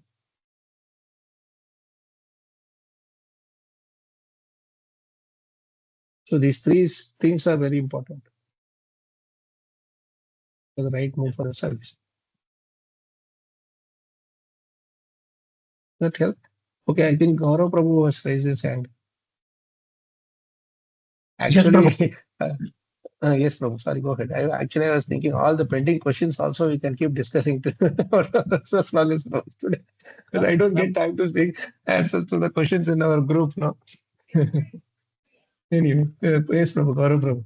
Yeah, Prabhu. So as you were explaining this very nicely, I mean, seeing the service as Krishna himself. So I mean, we also have heard that, right? There are 4 stages of approaching Krishna: fear, desire, duty, and then love. So this duty and then love, both of them What is the are first thing you said? fear, desire, duty, and love. Duty and then love. So the duty and love. So I mean, doing it as a duty, I mean, in that case, we are biased. We are not doing it to please Krishna, as you mentioned. But when there is love, we will understand that whatever pleases Krishna is, let's go by that. Then our inclination, biases, interest, or whatever is there, that will not be there. So if that love is there, just neglecting that. Yeah, if you remember, Devi Shakti Mataji was telling that in her memories of Prabhupada in the Golden Jubilee time in Vrindavan. I remember I forwarded that also in the group. She said that after the extension was given to complete it by Ramnavami time, right? The temple, I mean, Vrindavan temple, in 1975 April. She said that they thought that Prabhupada, another 13 days is there for Prabhupada to come. Then suddenly there is a letter that is coming from, telegram that is coming from Brahmananda Prabhu that Brahmananda at that time, that Prabhupada is coming in 13 hours. Another 13 hours is going to reach. So 13 days to 13 hours, and everything was lying down. The carpenters were carving the doors and this and that, everything on where right now the temple hall is there. It was all filled with all dust and everything, and all the work is going on there. And she said beautifully that statement that for the next 13 hours, the kind of cooperation that we had was never seen, will never be seen in all the 3 worlds. You see, she made a beautiful statement. I really loved the way she said. So much cooperation that they could complete everything just for the pleasure of Prabhupada. What required 13 days of 24 hours work, they completed everything in just 13 hours. Cleaning up everything, moving things, setting up the doors and windows, and cleaning up, washing the marble floor, and everything. They just anywhere fitting this net. I don't know what all things they would have done. But when Prabhupada came and his mouth opened, he beamed with smile. All the tiredness they had was just vanished. See, that is how even impossible, that which seems to be seemingly impossible, can also be done. Can also be achieved by Krishna. Very good. He sees how much you are committed to your service to your spiritual master, and then he gives the capacity. I know I am really inspired by your commitment to serve and follow your spiritual master's order. I will give you more strength.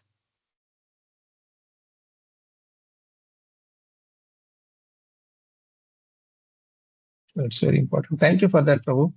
Fear, duty, what is the other two? Love and? Fear, desire, duty, and love. And the last desire, one is love. duty. Maybe fear, duty, desire, and love should be in sequence. Huh? The desire No, is. but Radhesham Prabhu told is like the fear, desire, duty. That too. Oh, fear, desire, duty, love. Yeah. Okay. No worries. And he must be right in that. Yes, I saw one more hand raised. I think Akesh Prabhu also raised. Is he there in the call? He raised and he dropped. Okay. Any other questions, comments before we move further?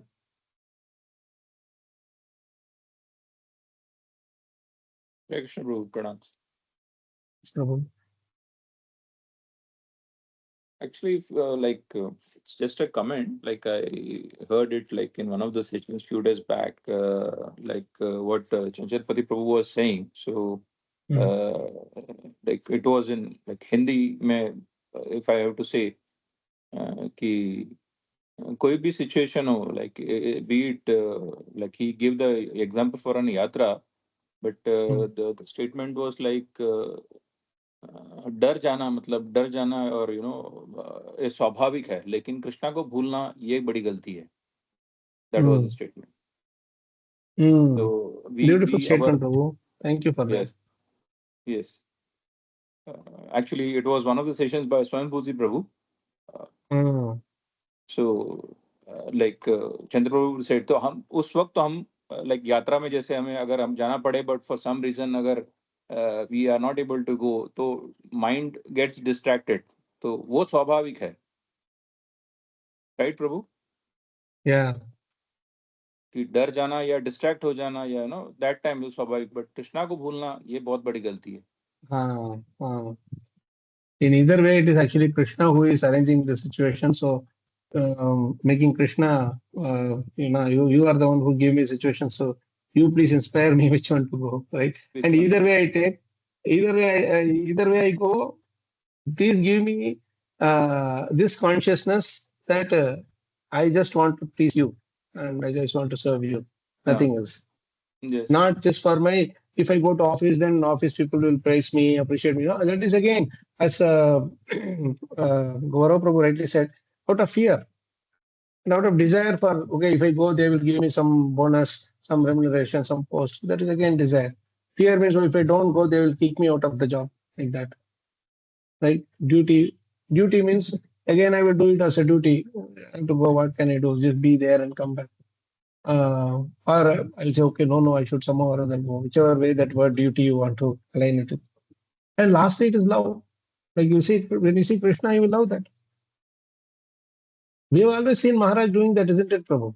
When he is writing the voucher for the expense that happened in the temple, and he is writing a verse in his diary, I have seen him doing it with both with the same love. Yes. The way he used to slowly write in the voucher, no, how much it is, petrol, how much you spent. Like you will ask, or you will say, well, anybody who is doing that, anybody who was spending money, he will give some 500 rupees to put the petrol in the car, and then they will bring the balance. So he will write slowly, he will write in the voucher that petrol expense 400 rupees. And you'll say cash, even 100 back, receipt back, and you keep that account clearly. And the same way, if you when you sit with him and you will say, dictate something. Many times you would write from the Granthara, or you would write from some other books. You'll write from Bhagavatam some verses. You'll ask us to dictate with full stop, comma, and everything. We should do that. So particular. Yes, yes. Even when you are going by general ticket in a train, Prabhu, from Rajkot to Dwarka, that ticket also has to be submitted to them.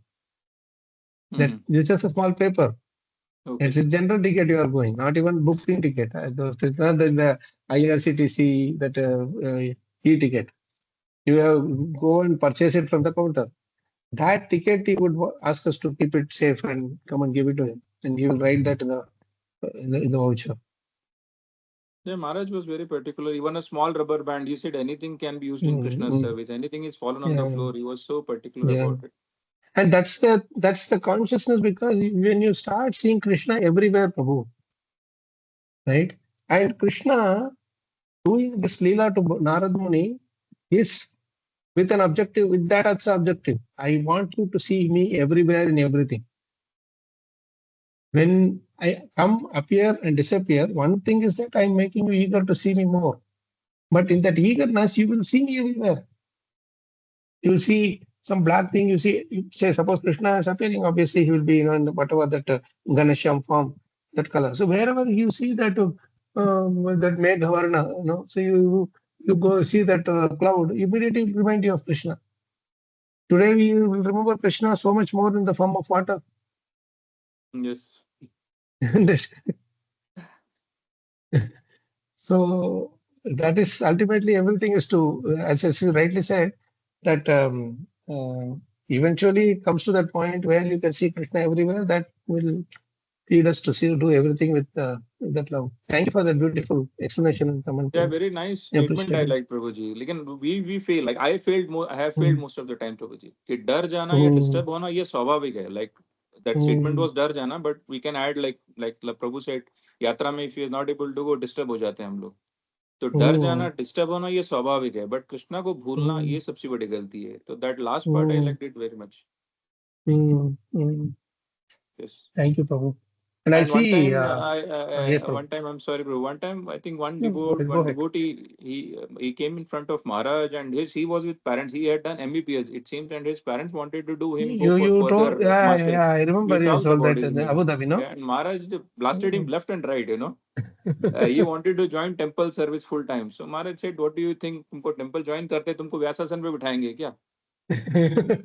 Do you think they will make you sit on the Vyasas and you will be asked to wash the toilet of the temple? That time your ego will be hurt like anything." Actually, Maharaj I think Maharaj intended to tell him that, because he wanted to join, because Maharaj read his mind that he wanted to join temple for sitting on Vyasasana. Maybe, because that is how we go, Prabhu. When we go to temple also, we go with that. He had done MBPS. So that time you wanted to join MBP, full-time temple. So maybe we are under the impression कि जैसे join करेंगे हमको पहले preaching में डाल देंगे सीधा. पहले डाल देंगे, वो ये बहुत qualified person है तो इनको ज्यादा सेवा देने का सब, right? Because that's the intentions, yeah. Yes. Maharaj told that statement. I remember you telling that. Yes. What do you think? Then that Prabhuji said that no, I want to collect for the temple, something like that, no? Yes. And then Maharaj told him, "What do you think? I am here for 4 days. I have not collected even one rupee. Do you think?" Do you think you will be able to get so much money? Yes. Money will flow on your lap or what? Yes. Yes. Maharaj then said, man, you can do your MBBS work and you can give more money than coming and sitting in the Yes. temple. Yes. Very true. At least people That, present that you that for. that's the first time I saw the practical, how Maharaj was really practical, means. Yeah, yeah. Really. Sorry. And this is where Prabhu, this is an amazing thing Maharaj did consistently throughout his time here, Prabhu. In his, whatever he manifested to us, I've seen him do this even in London also.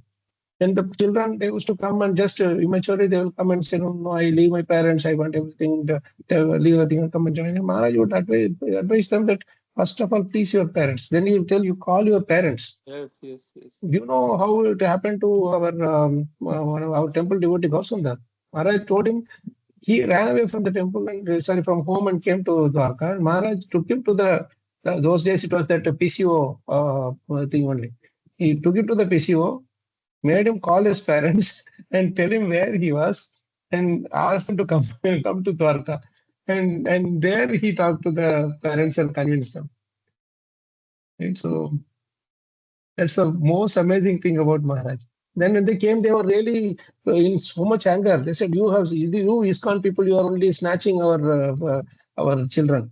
What do you have to do you with our children?" Then Maharaj told them, "You sit down. I will explain to you."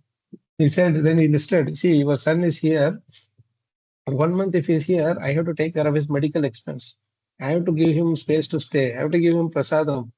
I have to give him some Lakshmi and everything. So I'm spending 25,000 rupees on him.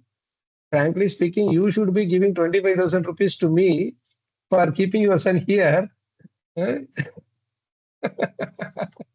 than asking me for money to give to your thing." And then they started wondering, oh my God, Maharaj is really a Gujarati. So Maharaj was like, then he said, don't worry, your son is your son only. I have not bought your son. You come here and you go around with him any time you want. Hmm. And he told that, I am not purchasing or buying your son or whatever. He is your son. If you want, you take him back. So that gave them the real security. This Maharaj is different. This Maharaj is not really behind my son. He's not stealing my son. So what happened? They went around and says a change of mind, and they came back and they told, okay, you let my son be here only. Because the thing is, they realized that this 25,000 I have to spend on him if he is with me. So someone else is doing it free of cost. It is profitable for me. But Maharaj treated them very lovingly, and so lovingly that they started coming every month to Dwarka and then to Rajkot. And to that extent that both of them and Prabhu's this sister also, and everybody got initiated by Maharaj. And that Mataji is his mother, Prabhu's mother, had a glorious death. He was continuously serving Maharaj. Always she was coming and cooking cooking for Maharaj. So she was finished with her cooking and she was chanting. And right in the temple premises, she had chanting. She finished her chanting and she left her body. And this is the beautiful thing about not owning anything to possessing, not being a possessor of anything.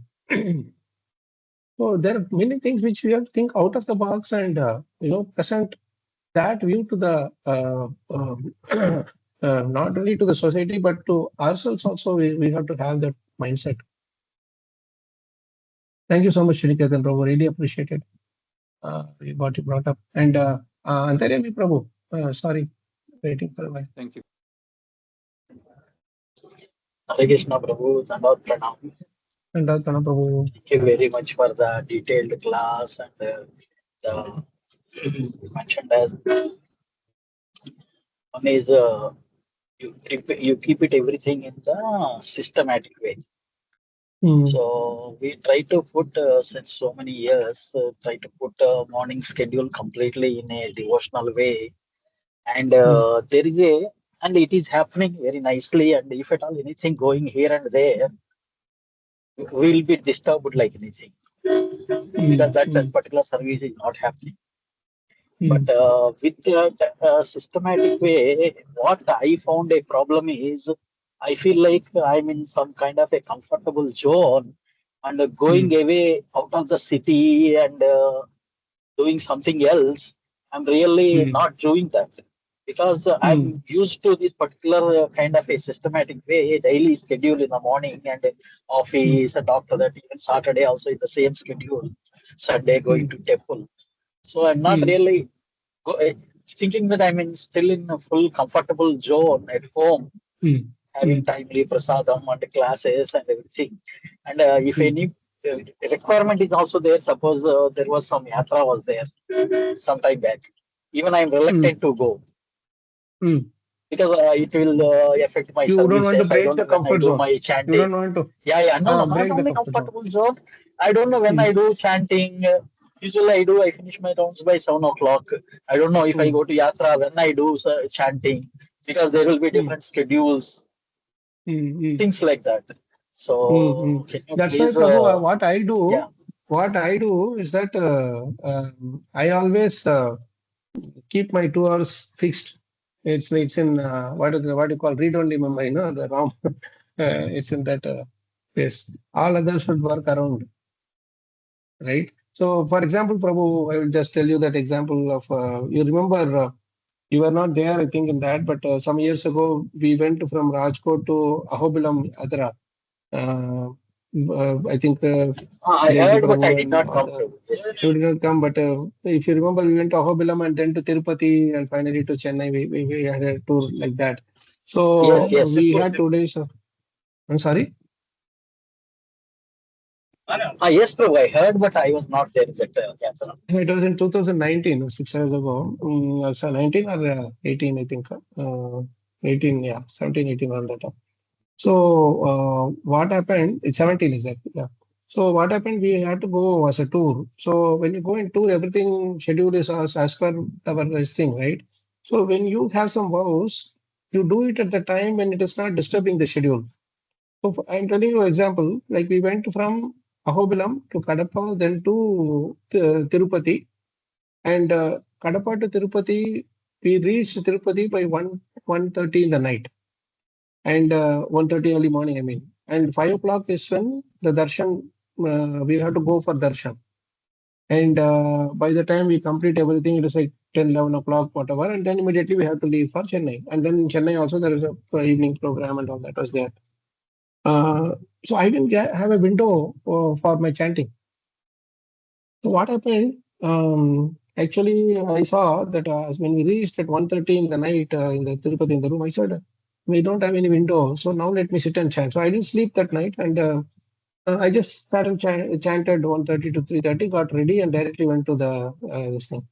You can always sleep in the car or bus or whatever, but chanting is something we can do a bit more sincerely wherever possible instead of doing few here, few there, as you said rightly, right? I mean, as recent as yesterday night, Prabhu, because of the work and a few other scheduled things, I couldn't sleep the entire night. That entire night I didn't sleep. And we have to fast also today. So some I don't know whatever it is, but I couldn't sleep all through the night. But as it neared 4 o'clock, I was in dual mind whether to chant or to go just rest, maybe just take some little rest. I mean, lying down, I'm lying down, but I'm not getting the sleep. Then I said, if I don't chant now, I have to do Nijal the whole day and Bhagavatam discussion, everything is there. Everything will be disturbed. So it doesn't matter. Even it is a bit inconvenient. Let's do the chanting. So 4 to 6 I did the chanting. Then did Mangalarti. And then I told Sudarshana that I was in double mind actually, whether to keep the discussion at a regular 10:30 or say 4, 5 o'clock in the evening like that. But I was thinking 4, 5 means devotees might also be tired and and they may have few other services also. So it may not be very convenient for them. So then I told Sudarshana that okay, let me sleep for a couple of hours, say 6:30 to 8 or 8:30 like that. Anyway, I have completed my chanting and my class is over.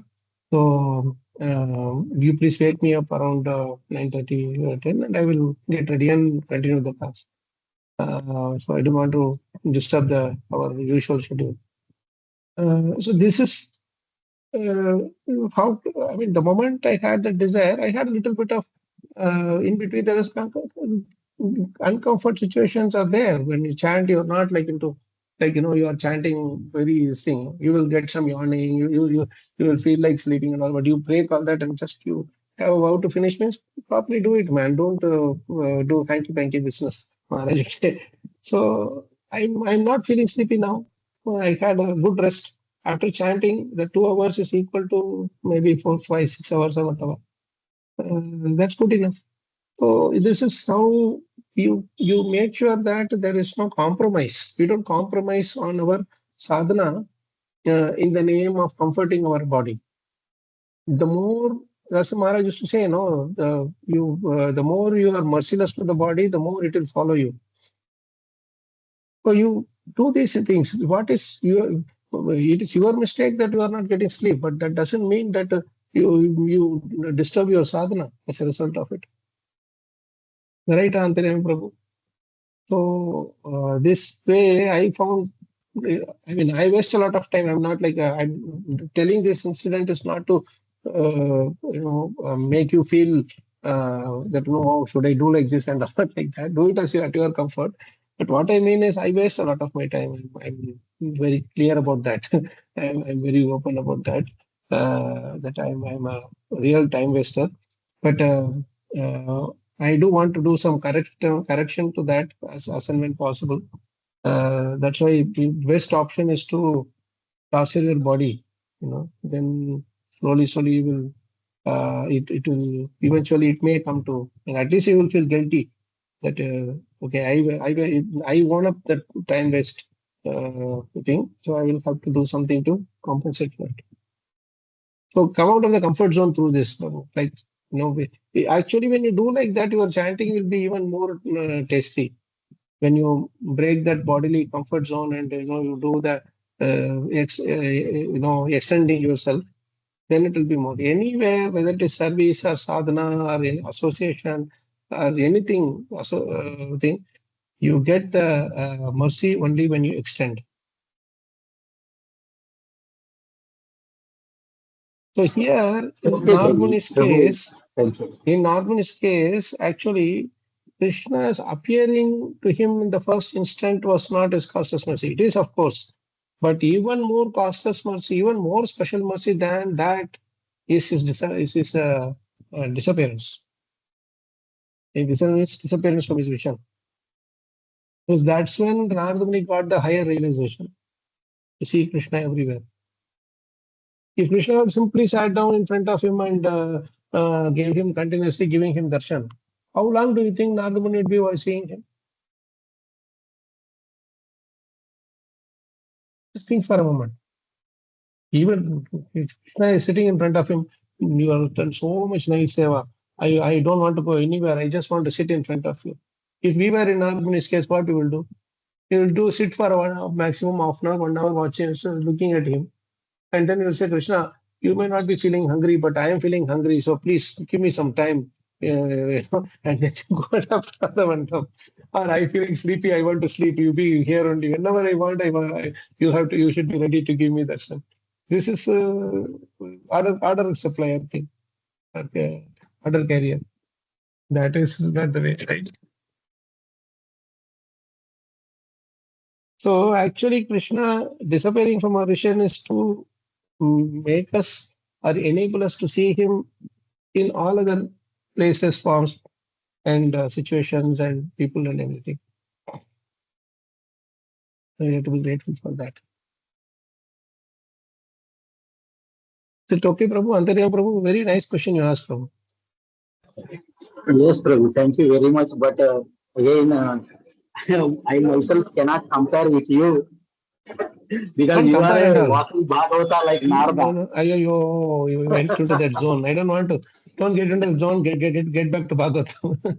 Because Chitra No, but Mataji raised her again, hand. another point is, Prabhu, most of the time, if I observe this, if I don't do chanting in the before by 7 o'clock or 8 o'clock, later point of time it's actually dragging. It's a So and courtesy also the rounds. They concentration are is also courtesy less. rounds. Yeah, they are just courtesy rounds. At least before the morning 8 o'clock, if you do, it has a different effect.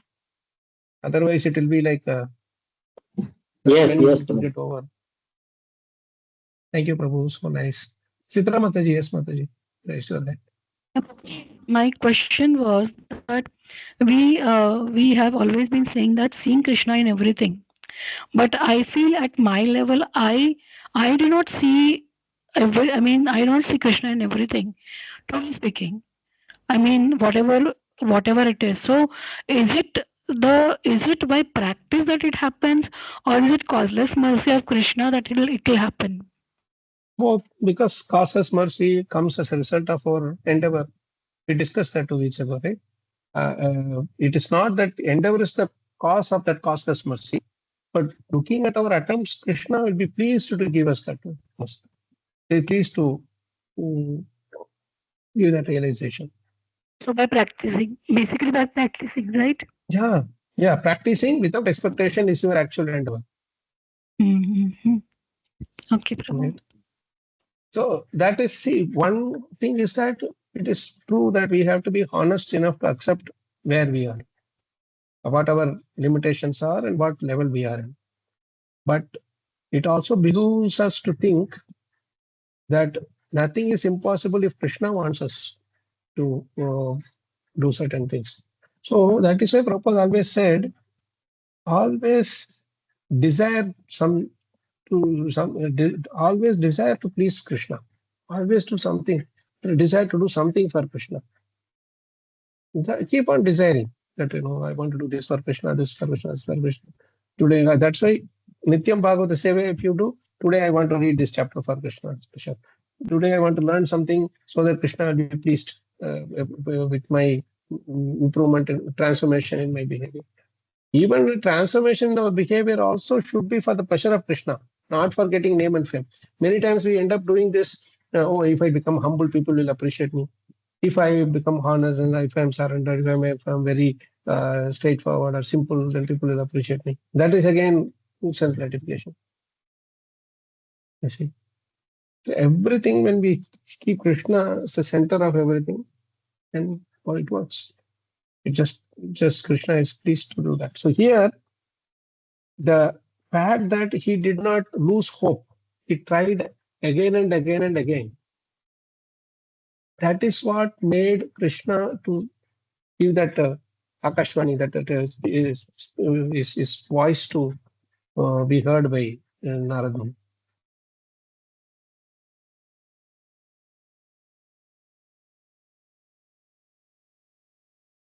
So same way it will happen to us also.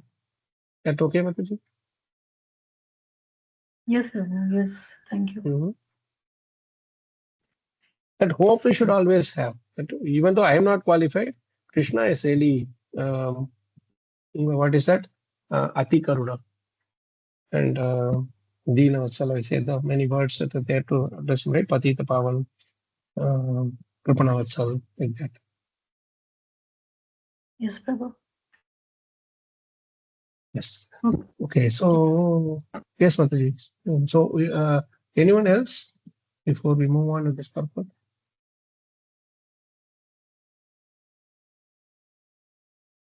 Okay, we'll move on. Let's. There's a beautiful point coming here now. So one should simply avoid the opportune moment and go on discharging prescribed duty in devotional service of the Lord. Means our prescribed duty, we should do it in that consciousness, in devotional consciousness. Next line. I even forgot who was reading. Was that Chandrapati Prabhu? That's very Narad, It Narad was Muni. Sanjayavati Prabhu. Maybe this purport we are discussing so long. Maybe if anyone else wants to read, also we should ask them to read. I think. Is it okay? And Who read was down. doing it? One Mataji was parallelly speaking with me. Who was that? Who wanted to read? Sapna Mataji. No, Prabhuji, I said it was Chanchalapati Prabhuji when you asked. No. The purport when Sankirpati Prabhu began to read, I think was it someone else wanting to Yes, read Prabhuji. also? Was that Swapna Mataji or Vijay Mataji? Yes, Prabhuji. Please go ahead, Mataji. Yeah. Narada Muni thought that the Lord could be seen again by the same mechanical process which was successful in the first attempt. But in spite of his utmost endeavor, he could not make the second attempt successful. The Now Lord 1 is minute. complete. No, 1 minute. We are through this. So here, Prabhupada is calling this as he started off with this. There is no mechanical process to see the form of the Lord, and he's repeating that same word here. What could be the reason behind that? Frankly speaking, if every day happens to be Nirjala Ekadashi, we can enjoy every purport of Prabhupada like this.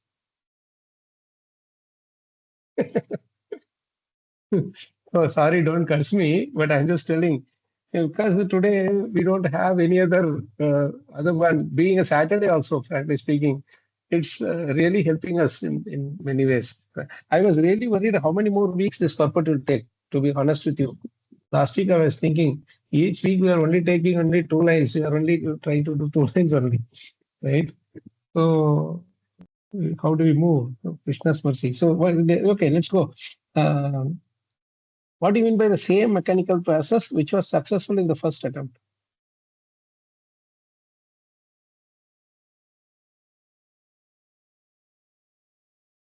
Why, what is the word mechanical process here mean? Causeless mercy? No. What is the word, this phrase, mechanical process? What does it mean? It means by our endeavor, I can have darshan of the Lord. By my endeavor, I can see the Lord. Yeah. By the meditation? No, not just the meditation. I mean, what it Without intends. emotions. We all know that meditation. He is trying to do it again. That's fine. But why is Prabhupada calling it as a mechanical process? Because it is without emotions. Well, yeah, that's a good point taken. But there's more deeper insight into this. I would say, definitely it will come. Because we want If Krishna we to learn a be. bit more. Yeah, Yes, Prabhu. Prabhu. Yeah, so I was saying because we want Krishna to be present before us for whatever we are doing. Yeah, So as a like we are on demand basically. Because demanding Krishna to be present. That is also Hare Krishna. true. Yes, Hare Madhu. Krishna Prabhuji. Prabhuji, initially, Narad Muni was not following a proper process, but then to the darshan, he got the darshan. But after that, so he thought that in the same way he'll be able to get the darshan. And now it will be with emotions. And initially it was with the mercy, and now it will be the endeavor part. Correct, Mataji. You are going all of you are going in the right direction, but I want to go a little more deeper. What else would be because the reason for this mechanical Prabhuji, process? initially when Narad Muniji he did it as the sages had told him, without any expectation of seeing the Lord or The word, But the word now, expectation. The word now the expectation is very expectation is there. important. Here, earlier he did not know what will come out of that meditation, correct? So he did it without any expectation. Now he got the taste. He is doing this for getting the taste. You got it? So the first reason is you are doing it with a motive. You are doing it with a expectation in mind. Got it?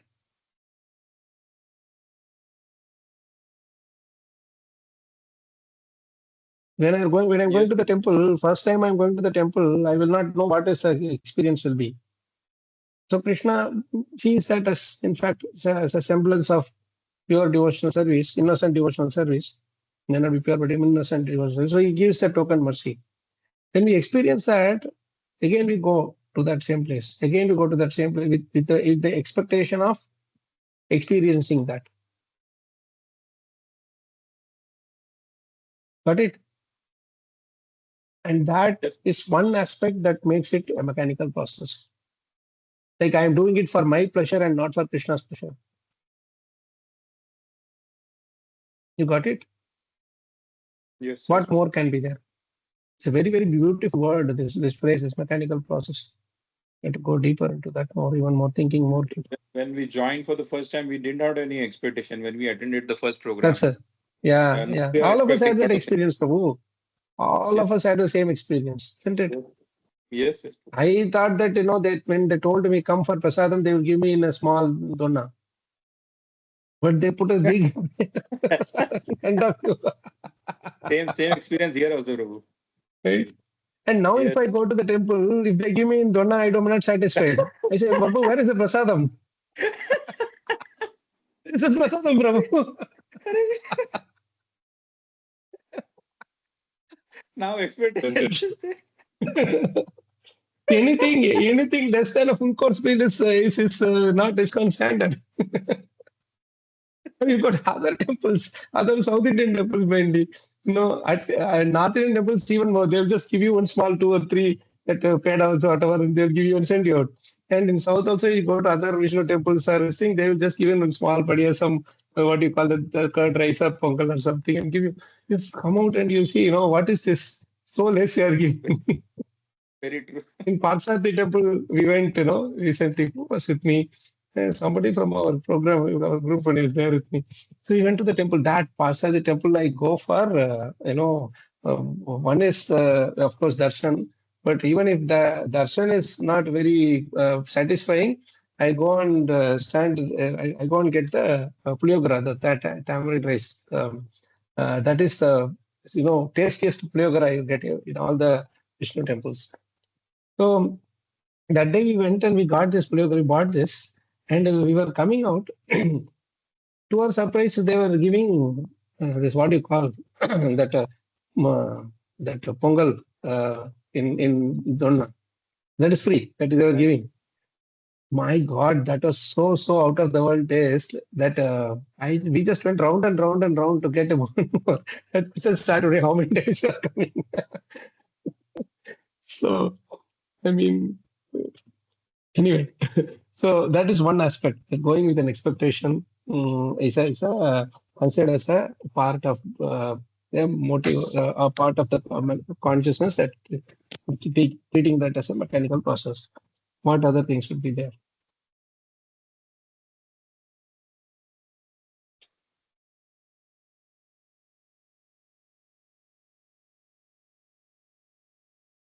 Prabhuji, I didn't get your question. Srividya Prabhuji. Mataji's message is a sweet in the chat. Lot of Prabhu, talk about sadhana. uh, See, yeah, no, this is where we should actually understand the secret behind this. See, Krishna is not different. Talking about Bhagavatam is not different from Bhagavatam itself. Talking about Krishna is not different from Krishna itself. So talking about Prasadam also should be not different from Prasadam. So you talk more about Prasadam, it's as good as ordering taking Prasadam. Also, Prabhu, every day we are taking prasadam, but we never understand the importance and the realization that is Krishna.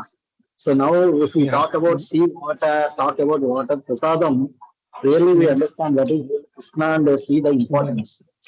Yeah. See, normal Ekadashi days also devotees they try to somehow or other avoid travel. You know why? Avoiding travel is not something big thing. Actually, devotees they always travel. They don't have these restrictions. But only thing is that all different kinds of varieties of Ekadashi feasts that we could do at home, they cannot get it outside. That is why you are not traveling on Ekadashi day. Otherwise, we are having feast on the regular day. Today, that is also cut off. You can't do that also. Otherwise, what would have happened if it is a normal Ekadashi day? our class will be over by 1 hour or whatever, and then we would be busy in making all different kinds of Ekadasi items, right? एक devotee मेरे को बोल रहे थे प्रभु, बोले कि और कहीं आगे रहे ना रहे पर प्रसादम की लाइन में सबसे आगे रहते हैं. That is there, that is there. It's beautiful. You don't shy away from standing for prasadam. Anyway, so we will not torture devotees. Yes. I think somebody raised their hand. Point. Of course, we saw only one aspect of this mechanical process. One more thing, we can relate it like earlier what step he has done, he's trying to do that step again. Sorry, Prabhu, your voice is breaking, Prabhu. Is it clear now? Your voice, yeah, clear. जैसे हम कोई भी step होता है करेंगे इसका ये करेंगे तो वही चीज को वो रिपीट कर रहे थे, तो ये भी mechanical process.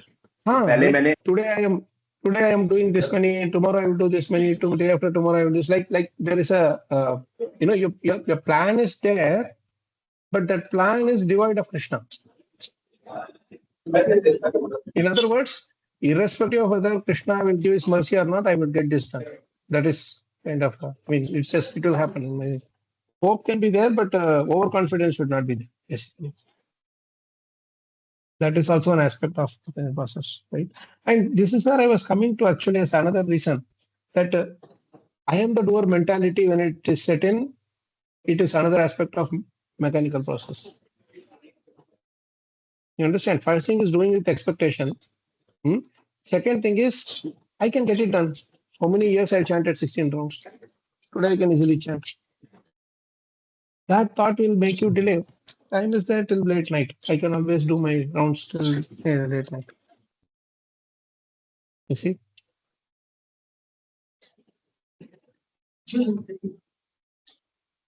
That is the second aspect. That I am the doer. I can get it done. I don't need Krishna's help. Anyway, Krishna is not helping. Why to go to him for that? That kind of a thing is, kind of closer to these mechanical process things and all. It's kind of almost just one step before atheistic attitude. Krishna is not needed in my life.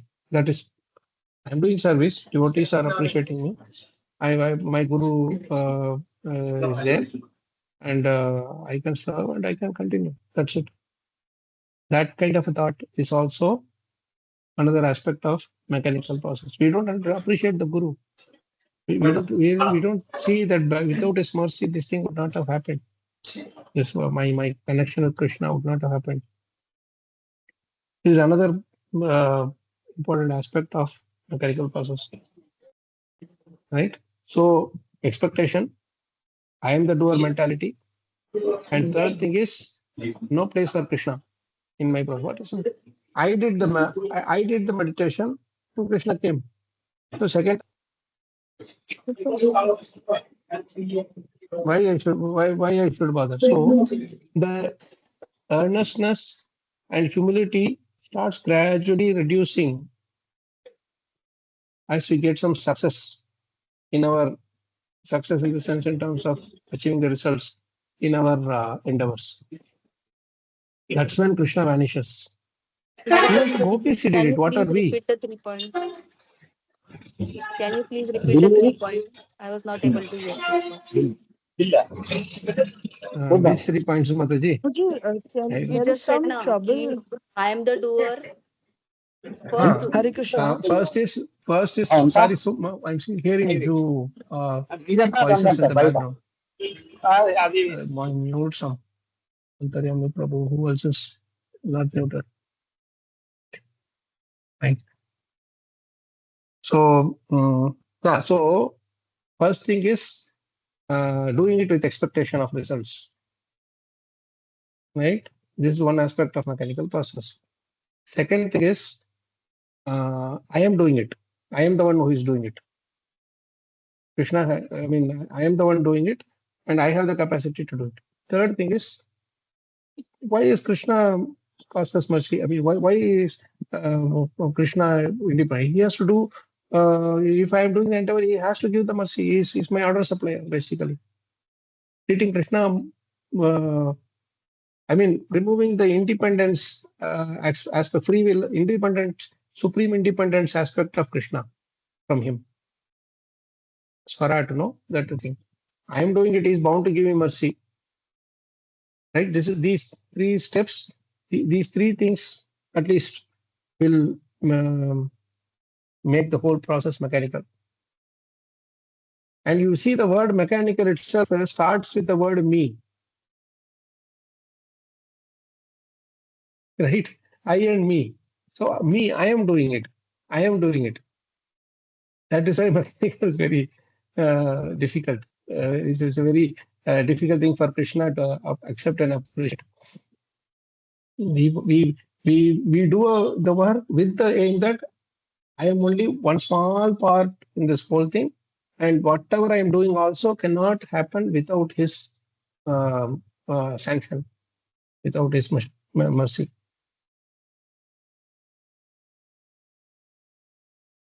Right? That is why if you read this purport, it is so amazing.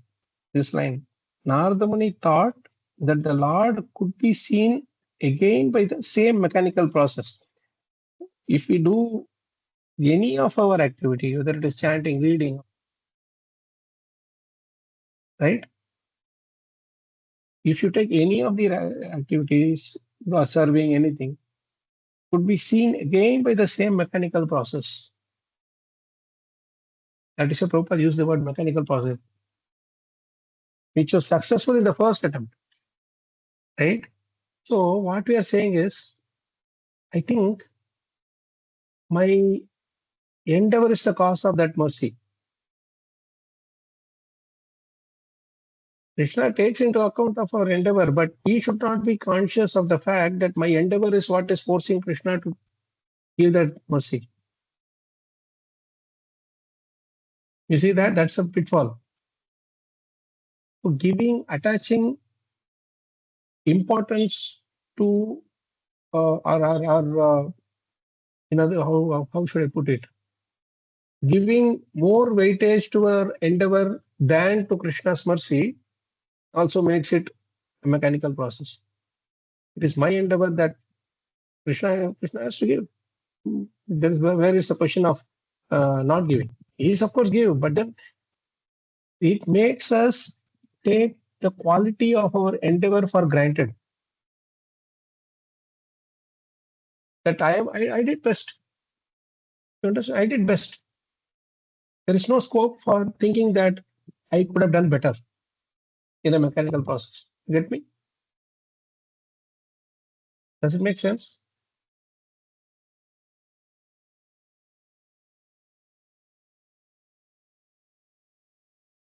Can you hear me? Yes, Prabhu. Yes.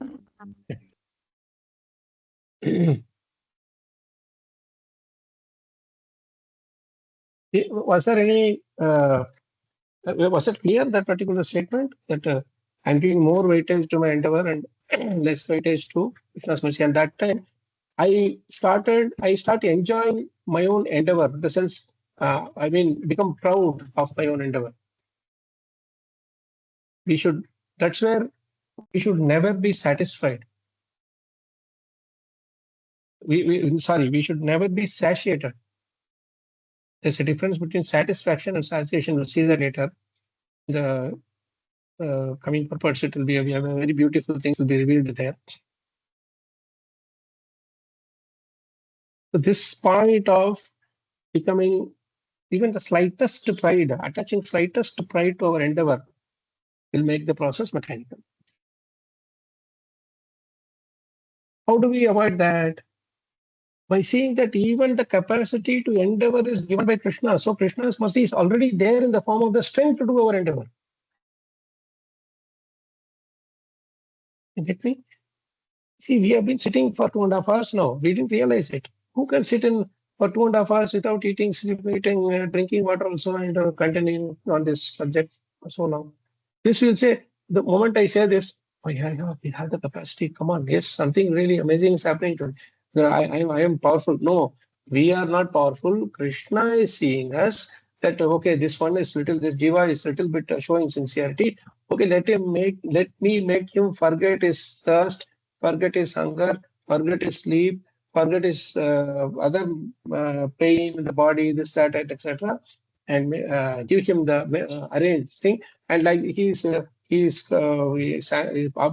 actually uh, commanding all these demigods who are like, for example, Agni Devata or the Nidra Devata or whatever. For all of them, he says, okay, you have to leave this jiva for some time because he is doing something serious, whatever. He's doing this to please Guru, his Guru Prabhupada, whatever. My dear devotees, he's doing this to please my dear devotees. So let him do that. So like that, he has given us the capacity to endure in this endeavor. So when we have that thought, then you would be humble. Hey, my God, what is this? This endeavor also I can do only with Krishna's causeless mercy. Balam balavatam chaham buddhir buddhimatam asmin. Everything he says in Bhagavad Gita.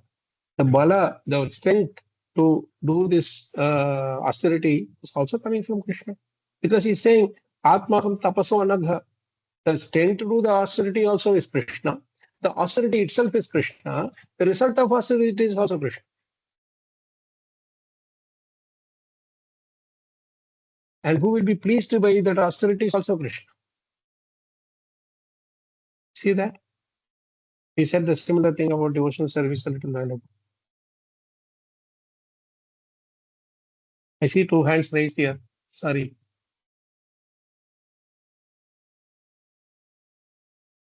Who wants to go first? Prabhuji, which shloka is that? Austerity. Atmaham tapasvanaga.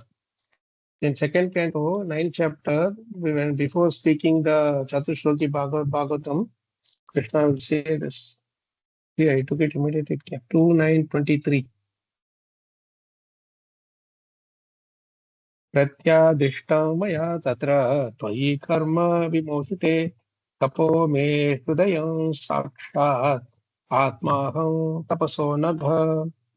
O sinless Brahma, you may know from me that it was I who first ordered you to undergo penance when you were perplexed in your duty. Such penance is my heart and soul, and therefore penance and I are not different. Atmaham tapaso nagha. I am tapas. So penance means penance and austerity is not austerity and penance. So tapas atmaham tapaso anagha.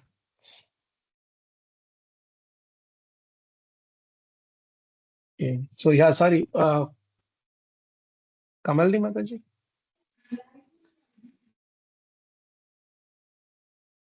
Hare Krishna Prabhuji. you raise your hand.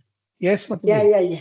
So this mechanical process, I just thought, like we do some endeavor and Krishna appears, so we become complacent also. If I do this much, Krishna Complacency. will appear. Beautiful So we word. will Beautiful not word. Complacency. So we will not endeavor more. We will Yeah. just get stagnated there.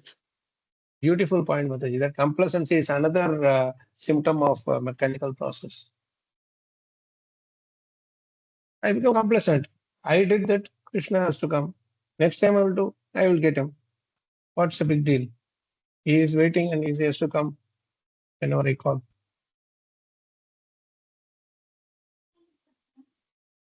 Nice, Prabhu, very nice word. I was searching for that word, self-complacency. Yes. Yes, Prabhu. Can I add something, Prabhu? Please. So I was reading this. So while chanting also, Prabhu, when we sit, no, we sit with some expectation कि ऐसे chant करेंगे, ऐसे effort डालेंगे तो, I mean, we will feel that, and we will have full absorption in chanting. And sometimes what we do is we sit for chanting, but not in a mood of service, but try to extract something from the holy name within expectation. I mean, that makes it more kind of mechanical. So what the 3 points that you mentioned is somewhere linked to chanting also, Prabhu, I was thinking. Yeah, right? no, Prabhu, this is for all services. That's why I told you this purport. You can apply to anything and everything. You can apply this to your service in your pot washing or kitchen or DT service or Bhagavatam preaching or any service you do, you can apply this. So universal it is.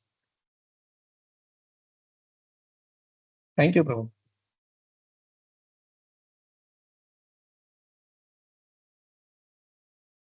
So this, okay, so some ideas come, right? A little bit about the mechanical process.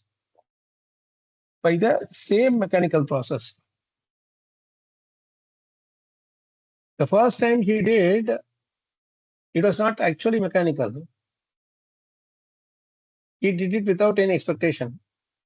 But the moment he thought that I will repeat that same process, it became mechanical. It's the same. That's why he's telling that, oh, this process, I'll just do it and I'll get it. There is no element of causeless mercy. Taking Krishna out of the equation, Krishna's causeless mercy out of the equation, makes it mechanical process. And we also use sometimes this word ritualistic. You know, what is that? That when you take the first three letters SPI out, then becomes spiritual, becomes ritual, right? Ritualistic, no love feel ever there. And again, uh, another aspect of this mechanical process is, again, that's this point I was just telling, that there is no concept of doing it out of love for Krishna or for the pleasure of Krishna.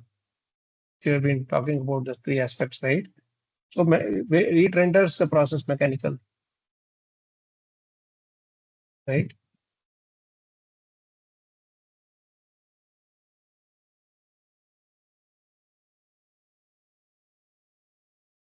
Yes, Gaurav Prabhu. To the ritual, then it becomes spiritual. And I also say that the letters SPI actually means you should put Srila Prabhupada's instructions, SPI. Then it becomes spiritual. Yes, sir.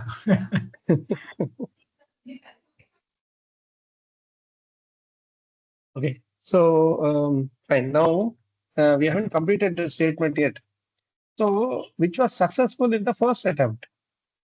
Now, Prabhupada says goes further, but in spite of his utmost endeavor, he could not make the second attempt successful. Utmost endeavor, in spite of his utmost, he is trying more and more and more and more again and again, but still it is not, he could not make the second attempt successful. And this is where Prabhupada writes, Lord is completely independent of, sorry, Kanak Prabhupada, sorry, Kamalini Mataji, you were reading, no? Or, no, Vijay, who was reading? Vijay Sarada Vijaya Mataji? Mataji. I was reading, Prabhuji. I Okay, was yes, reading. yes, Vijay Mataji, please Shall I go, continue? please read Mataji. The Lord is completely independent of all the obligations. He can Obligations, simply what be does found obligation mean? What does obligation mean?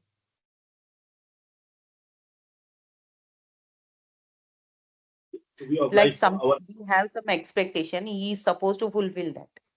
No, obligations means a debtor. Like you have given something to them, the another person, he has an obligation to return it back to you. You understand? Like I've given you, suppose I have given you some Lakshmi, you are obliged to give that to me. I'm giving it as you as a loan. You are obliged to give that to me, isn't it? It's a debt. So Yes. I don't have to come and ask you. You should yourself think that, oh, no, I have to do this for this person. Yeah, he has given it in the time of need. I have to somehow or other return it to him. Like that, we will think. That is the meaning of the word obligation. Obliged. Like the father is serving the son in his young age. When the son grows up, he will feel obliged that, oh, in my young age, you are serving, I have to uh, uh, serve him. And he becomes old, he is dependent on him.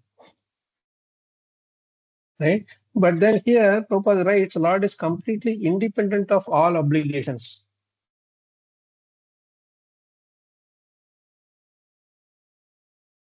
Why? Because the Lord does not need anything from anybody. 7, 9, 11. Naivatmana Prabhurayam Nijalabha Purno. 7, 9, 11, if you take,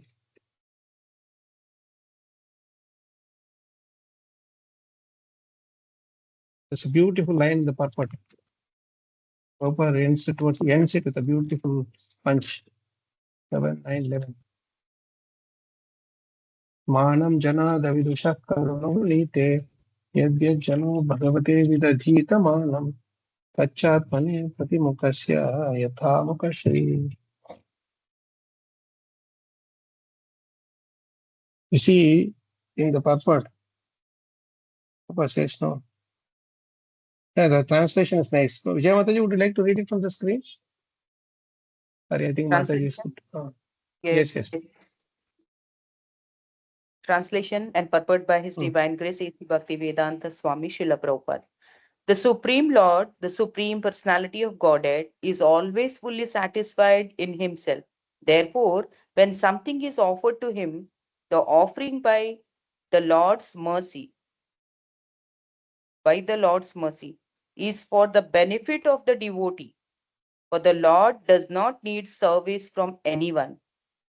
To give an example, if one's face is decorated, the reflection of one's face in a mirror is also seen to be decorated. And if you go up a little bit, Mataji, Chitra Mataji,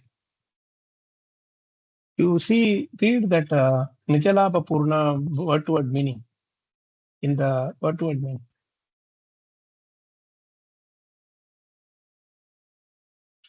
So I shall read Acha Nijalabha Purna. No. Yeah, what is the meaning? Satisfied in himself.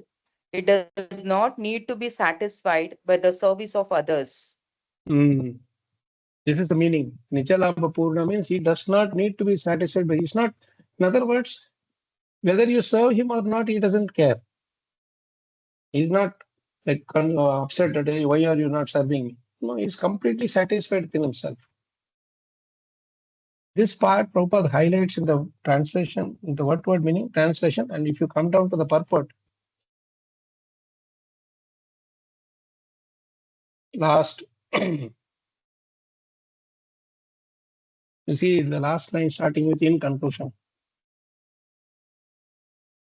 Those miscreants who are grossly foolish. No. In conclusion. In conclusion, the more we engage in Krishna consciousness and render service unto the Lord, the more we benefit. Krishna does not need service from any of us. That last line is the punch. He does not need, he doesn't care, he doesn't need. In other words, in order to give us mercy also, he doesn't have to wait for us to do something to him. He gives air, he gives breeze, he gives fire, water, everything, all the basic needs for everybody. He's not doing it only for the devotees. So he doesn't feel obliged. I mean, he's not doing it only because you are serving him. You understand? The capacity to live, the capacity to think. He's giving it to the atheists also.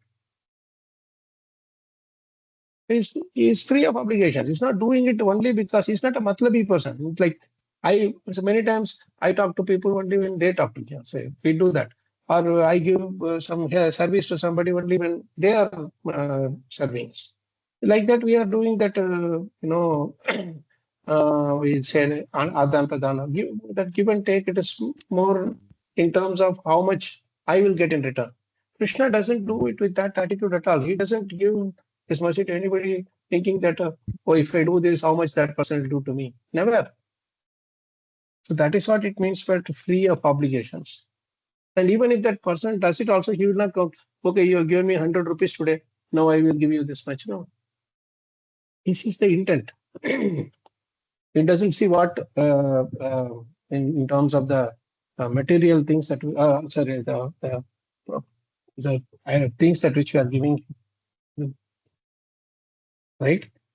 Now, for this only, we connected with another verse 3:827, if you remember, where that very purport starts itself saying the Lord is obliged to his devotees. Here, Prabhupada says 1:619, he says he's free of obligation. 7:911 also very clearly says Krishna does not need service from any of us. He is not hankering for service from us. He's just hankering for us to accept his love and simply acknowledge this, love and take advantage of it. That's all. If you read this 3.8.27 purport,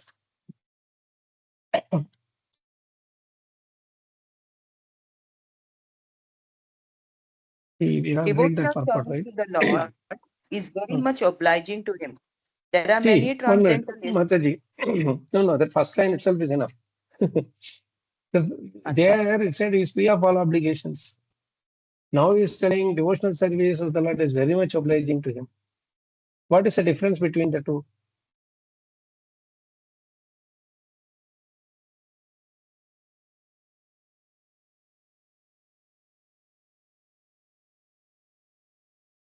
Prabhuji, Krishna on himself is Avidya Swarat. He doesn't need our service at all. But for our benefit, because this service, the more we service, it is our benefit. That's why Krishna is very obliged that Jeev is trying to come Yes, to that me. 7.9.11 purport in the translation itself, he says very clearly, that example of mirror, like the more you dress yourself properly in front of the mirror, the more the image in the mirror looks nice and beautiful. Same way, you decorate the Lord, whatever service you are doing to the Lord, it actually comes back to make you more beautiful. That is the reason Krishna is telling you serve. He is not telling, if you serve me, I will give you this, I will give you that, etc. No. In fact, to such an extent that even if you don't know that you are doing the service and somehow or other indirectly do it also, you will be glowing. Anyone, they will not even know the power of that medicine.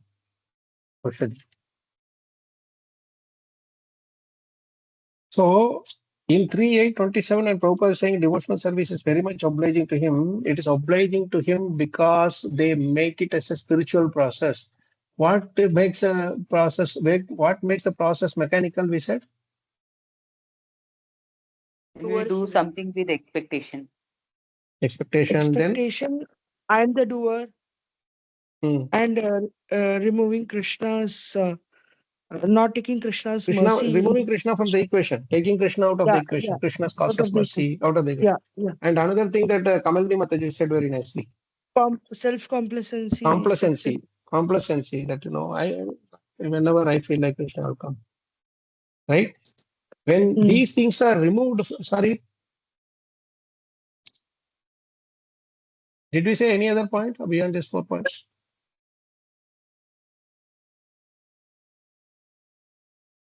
Sorry, Prabhu is speaking on mute. Huh? We sometimes procrastinate also, no? Some seva. Procrastinate. That complacency and procrastination are two sides of the same coin. Out of complacency, we do procrastinate. We don't need now. We can always do it later. It's in my control.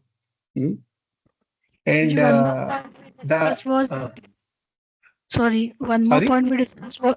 one more point we discussed was that we become proud of our own endeavors. Pride makes it mechanical process.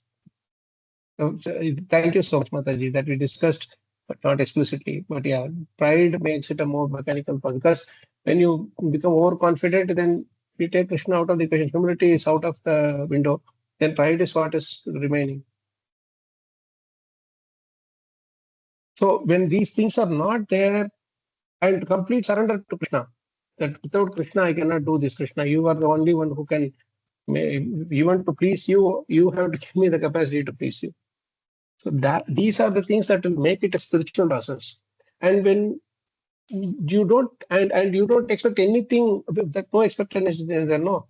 The 3.8.27, if you see, Krishna becomes so much obliged because the person does not have any expectation. If it's man, this person doesn't have any expectation, this devotee, what should I give? I should give something to him. But whatever I give, he is not accepting it. Like Nrsimhadev felt very upset with Prahlad Maharaj. Whatever I am giving, you are rejecting. Right? In Amrish, yes, Amrish, we can see that Durvasa was having expectation, Amrish was totally not having no expectation. Oh, expectation. Even that expectation of Krishna, you please save me, that was also not there in Ambarish Maharaj and Prahlad Maharaj, isn't it? So to that extent that they are willing to just say, if I die today, it's fine, perfectly fine, Krishna. But until the last moment of my existence, it's my last breath, please allow me to somehow or other serve you. That's all I want. That mood makes it spiritual. And when we make that process spiritual, then 3827, that first line makes sense. Devotional service is very much obliging to him. Obliging means he feels very restless that I want to do something. I somehow or other I want to help this devotee. He is struggling so hard with all the physical limitations, all his other material hurdles, whatever. But somehow or other I should give him the thing. So he goes and tries to, okay, I will give you a nice health, nice wealth, nice family, nice thing, everything nice I will give. They are saying, the devotee says, whatever you give, it is only useful to me only if you also give me the opportunity to engage them in your service. Without that, I don't want them. That is why devotees always say that Krishna, we don't want anything from you, only the opportunity to serve. And that is why whatever material possessions that he may give, they are not attached to that. And that's why it makes it obliging for him. The devotees are ever satisfied by the smiling face of the Lord, and they become enlivened. And by seeing the devotee so enlivened, the Lord himself is further satisfied. This is how a devotee satisfies the Lord. By not being satisfied with whatever Krishna is giving, the devotee satisfies the Lord. Means for not being satisfied means whatever he may give, I don't want to use it in my material desires. I want to use them in your service only. That's why to that extent that is giving liberation also. That's why devotees do not ask for anything from the Lord in exchange for their service. Or Krishna, in exchange for their service means whatever service that they are doing, okay, I am giving you this. No, Krishna, I'm not doing the service like a vanik, as Prahlad Maharaj says. I'm not a trade businessman with you. I'm not doing the service as a business for you. That you should give me this only, then I will do. What does the business do? What is the pitfall of a business mentality?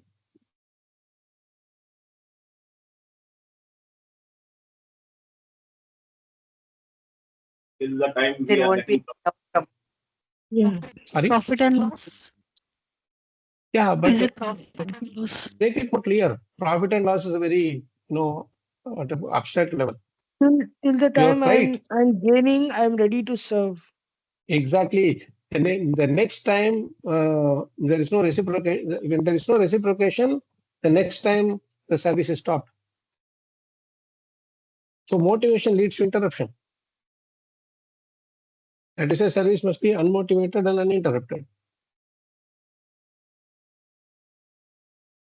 So this interrupted devotional service is disturbing to Krishna also and to us also. That is why we don't like 2 rounds here, 2 rounds there, 2 rounds there, like that, or whatever little bit here and there we can do and somehow or other get the rounds done. That is not pleasing to ourselves. Because Krishna is not pleased, that's why we are not pleased. Brahma was not getting up and going and drinking some water here, there, and then coming and doing tapasya. For 100 years he was sitting and doing tapasya. Right? There's no break or anything like that. So the only aim of devotees is for Krishna's satisfaction and pleasure. That's all, nothing else. Okay, let's come back. So the 1619, Lord is seen completely independent of all obligations. But the next line Prabhupada says beautifully, Mataji, Vijaya Mataji. He can simply be bound up by the tie of unalloyed devotion. Unalloyed devotion. What is unalloyed means?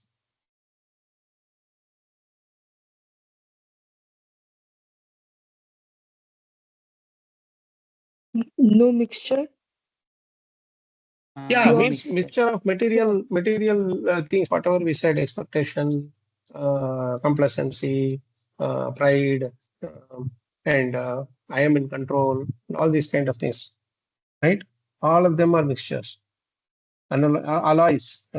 So unalloyed devotion, no mixture, pure metal, no adulteration. Hmm?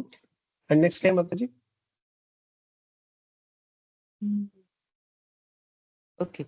Nor is he visible or perceivable by our material senses. So When here he again, pleases, material senses. Here again, what is the difference between material senses and spiritual senses? Adokshaja. We use the word adokshaja for Krishna, beyond the perception of our material senses. Material senses for our sense gratification, spiritual senses for the pleasure of the Lord. Pleasure of Krishna. Rishikesha Sevanam Bhakti Ruchyate, right? Engaging our senses in the service of Krishna. Then that becomes spiritualized. Then he will be perceivable to us. Material means again, these senses, I know this, no, if I drive from here for 3 hours, I can go to Tirupati, and 5 hours I will take darshan. Next day, tomorrow, I will come back. Right? Then the last line, the most punching line here it comes. Please, Mataji, you can read that. when he pleases, being satisfied with the sincere attempt of devotional service, depending completely on the mercy of the Lord, then he may be seen out of his own accord. Own accord is used two times in this purport again. See, what are all the things that we said? When he pleases, it's not in our control. Krishna's pleasure is not in our control. Whenever he wants, he'll be pleased. He will not be pleased whenever we want. Being satisfied, Krishna to be satisfied is not in our control. With the sincere attempt of devotional service, right? Sincerely we should attempt. That is only in our hand. And one more very important qualification that Prabhupada does, what is depending completely on the mercy of the Lord. This is what the being devoid of this aspect that is makes it the mechanical process. When you take the depending completely on the mercy of the Lord. That is what was missing in the second attempt of Narad Muni. That is what is missing in many of our so-called activities also when we do. We are not saying, I'm not getting the taste, I'm not getting the taste. Means there's something that we are asking for, looking for it. So Prabhupada said, man, who cares about your taste, man? Just keep doing the service. And when somebody asked Jayananda Prabhu, he said, well, I don't have time to think about all these ecstasies, about devotion service, Krishna. I just serve. I don't have time to think about anything else. That's the thing that makes the Lord oblige, right? So, he pleases, being satisfied. Only thing in our hand is sincere attempt of devotional service, depending completely on the mercy of the Lord. Then he may be seen out of his mind. But then again, you cannot come back and say, Krishna, I have done this service, sincere attempt. I sincerely attempted to devotional service, and I depended on your causeless mercy. Now you come and show me. That also not possible. You cannot. The moment you say that I depend completely on your causeless mercy, that moment itself, this whole thing is qualified in the same in the sense that he can only reveal himself. We cannot force him to appear. He may be seen out of his own accord. You cannot force Krishna to appear. Just like we said the other day about the example of sun. Now it is daytime, maybe we say that sun is there. Evening 6 o'clock, evening 10 o'clock, night 9 o'clock, we cannot force the sun to appear. At the same time, morning 6 o'clock, even if you don't want, the sun will appear on its own. So it's not in your control. You are not putting a rope and pulling the sun out. Correct?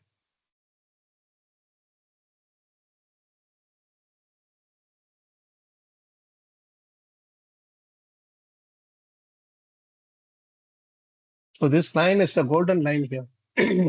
Anytime we have any block or any hurdles in our devotional life, this purport will really prove very handy for us.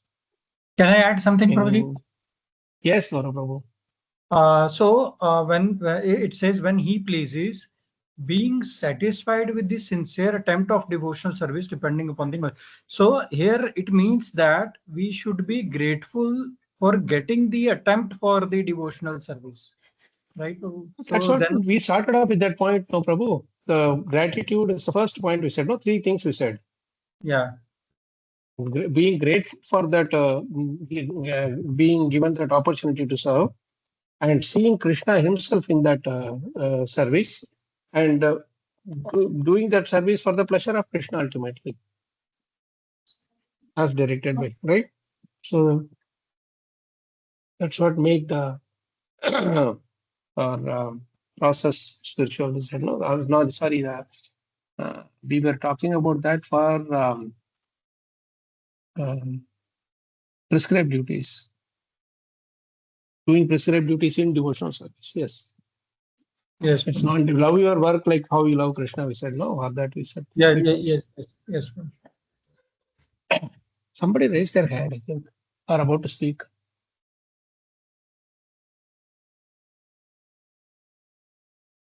Anyone else have any questions or comments in general?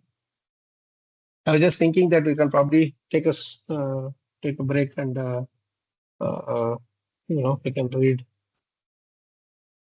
much as we can. But I was just thinking if we have the energy, we can even do a little more reading. But if you have services in the temples or in your groups, evening we can skip. But I'm just thinking it's a good opportunity Krishna has given that today being Saturday and Ekadashi also. We could read a little bit of this thing, and I think we got to a certain point at least by all your mercy. Any comments? Questions? One general thing I want to ask, not related to today's topic. Current situation. So, If you in between, you said that while taking decision, when I have raised my question that we have to take unbiased decision, we should not be biased. This question I am picking up as for the present situation, as there is lot of talk going between Ritvik way and our traditional way. Now here can get some unbiased perspective, as we are very small, we are not able to judge this or not able. Can you give some close? That's why I'm asking you. I don't want to hurt anyone, but just I want some unbiased from you. True, Prabhu. Prabhuji, I didn't have understand the question. no. Prabhuji is talking about that that issue going on between this it's called Yatra. Ritviks and this thing. That Yeah, Ritviks and Ritvik. this thing. Okay. So he said, how do we apply this whatever we discussed? How do we face this Sorry, kind of a Prabhuji. thing? Prabhuji, I'm sorry, I didn't understand the question. No, there are some issues, philosophical this thing going on between two groups in ISKCON. One is that other the Ritwik group, whatever, and then the other is the mainstream ISKCON. So Prabhu was asking, how do we handle this? Prabhu, I faced this right in the early days of my starting Krishna consciousness, Prabhuji. At the early 90s, 97, and that's when it actually started. Actually speaking, Prabhu, we should not even meditate too much on these things. Frankly speaking, whoever is talking about this, it's not really needed. They are spending a lot of time, energy, money, and everything. Prabhupada won't be pleased actually. And things are quite commonsensical. You need to have a living guru. You cannot say this is what actually when we asked this question to Mahavishnu Maharaj, Param Puja Mahavishnu Maharaj, he told something very interesting. He said, somebody brought this question that Prabhu Maharaj, people are taking They are now saying that they can take initiation from Prabhupada directly and all that. So Maharaj asked a very simple question: why Prabhupada? Even in our sampradaya, in our parampara, our main starting guru is Brahma, right? You can take initiation from Brahma, so he is still alive. Why stop with Brahma? He asked this question. He asked this question. Nobody could answer this. You can tell I am Brahma's disciple, right? So this philosophical thing that people have misunderstood the whole thing, and they don't appreciate what this Guru Sishya Parampara is all about. And it is not. I think Amaglila Prabhu also has spoken, Gaurang Prabhu, Govind Prabhu, many of them have spoken. Even in Pune also recently I heard one other thing from Krishna Kishore Prabhu also, some part of it is all he said. There are many Pharisees in that whole thing. And we don't want to. They are doing ultimately end of the day. Everybody chants Hare Krishna mantra. That's fine, all right. But this concept of initiation should not be minimized. At the same time, the concept of guru should not be minimized in terms of both from the disciples' perspective and from the guru's side and from the institution side. The gurus should also be at the highest level of purity. To purity in the sense being so much compassionate to the living entities, right? No unnecessary material things here and there, adoration, name, fame, all these things will come in the way. And for the disciple also to be humble enough to see the whole thing from the perspective of their spiritual, their contribution to the whole world. And only when the disciple becomes humble and service minded, he can become guru one day. Or guru does not mean becoming a Diksha Guru always. Guru actually means Krishna Upadesh, right? So these kind of disturbances are not new, Prabhu. If you see, after Chaitanya Prabhu's departure, there was so much of this Apasampradayas and all came up. But in due course of time, they all were driven away. But the only way you can do all these things, go forward, is by the purity in our consciousness and purity in our service attitude. So that is what we should see. And we should not unnecessarily become confined that I am right, these people are wrong, those people are right, I am wrong, whatever. That concept should be totally out of the window. So briefly, I could say this, Prabhu. But however, the more we try to meditate on how do I sort it out, the more we'll get entangled. The best thing Maharaj always told us is that just forget about all these things. Tomorrow someone may be right, someone may be wrong.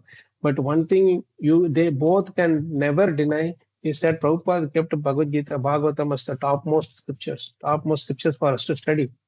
So Maharaj told this point to us that even to the both sides he was telling that why unnecessarily want to waste your time throwing muck on each other.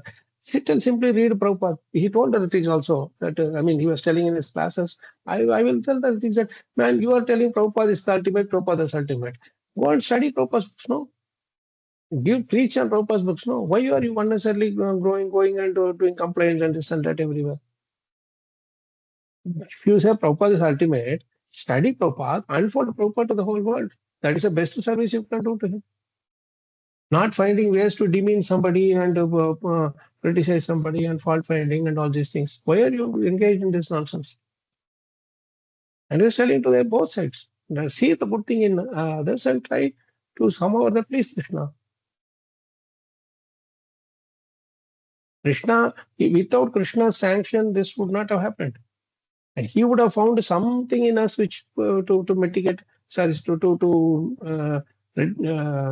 remove from our internal bhakti system. So things might have been still continuing on because of that. Never ever become proud. That is what Maharaj always told us this thing.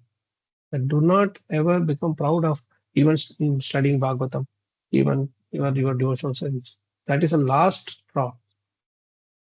Something was there. There were definitely, obviously, there were mistakes that were committed, which gave some fodder to this other philosophy. Even though that philosophy is itself unbona fide, but still, when you invite, see, when you stay inside the home and you keep all some kachada outside, the mosquitoes and insects and all will not automatically come, isn't it? And you keep your house clean, where is the scope for mosquitoes? There is a scope for rats and cockroaches and this and that. So you keep our courtyard of devotional service clean by following this purport. I am telling that even if those people, if they study this Bhagavatam purport like this, Prabhupada will be pleased with them. That you, whatever it may be, you are sitting somewhere else. I'm sure somebody will be doing that, whatever. But then if you are too much caught up in the business side of things and financials, and there's also what do you call that as outward glamour, then it doesn't matter whether it is this side or that side, both sides will be destroyed. So better to, very simple thing, that philosophy is not bona fide. The people, they may be sincere or not, doesn't matter to me. I am sincere or not is what matters to me. To me, Prabhupada has given the best this thing, and I am seeing that there are genuine gurus in our movement, in our old movement, and just take whatever lesson that we can, go deeper into your own thing, and study Prabhupada's book seriously, and go relish it, share it with everyone else. That's it. Doesn't matter anything more than what more do we want. Even if tomorrow somebody comes from the, say, from the other temples, no, don't need to say, oh, we should not associate with them, etc., etc. You call them and make them sit with you and study Bhagavatam. They will not have any chance to fault find also. Right. So Maharaj, the thing was very simple. Whichever camp you belong to, you claim yourself, I am Narayan Maharaj group. You claim yourself, I am this Gaudiya Mata group, whatever. Man, everything common thing is Bhagavatam. Come, sit together. And I told you about that Kansas thing, right? That Nirjal fasting that we did, and as a group together. No invitations were sent. There was no arrangements, facilities, etc. Everything was spontaneous. And all groups had come. Because in US, a lot more of those Narayan Maharaj groups were also, I mean, those who moved from ISKCON to Narayan Maharaj, they were also there. So some people from there, they came. Some people who were left from ISKCON and not staying anywhere, just simply wanting to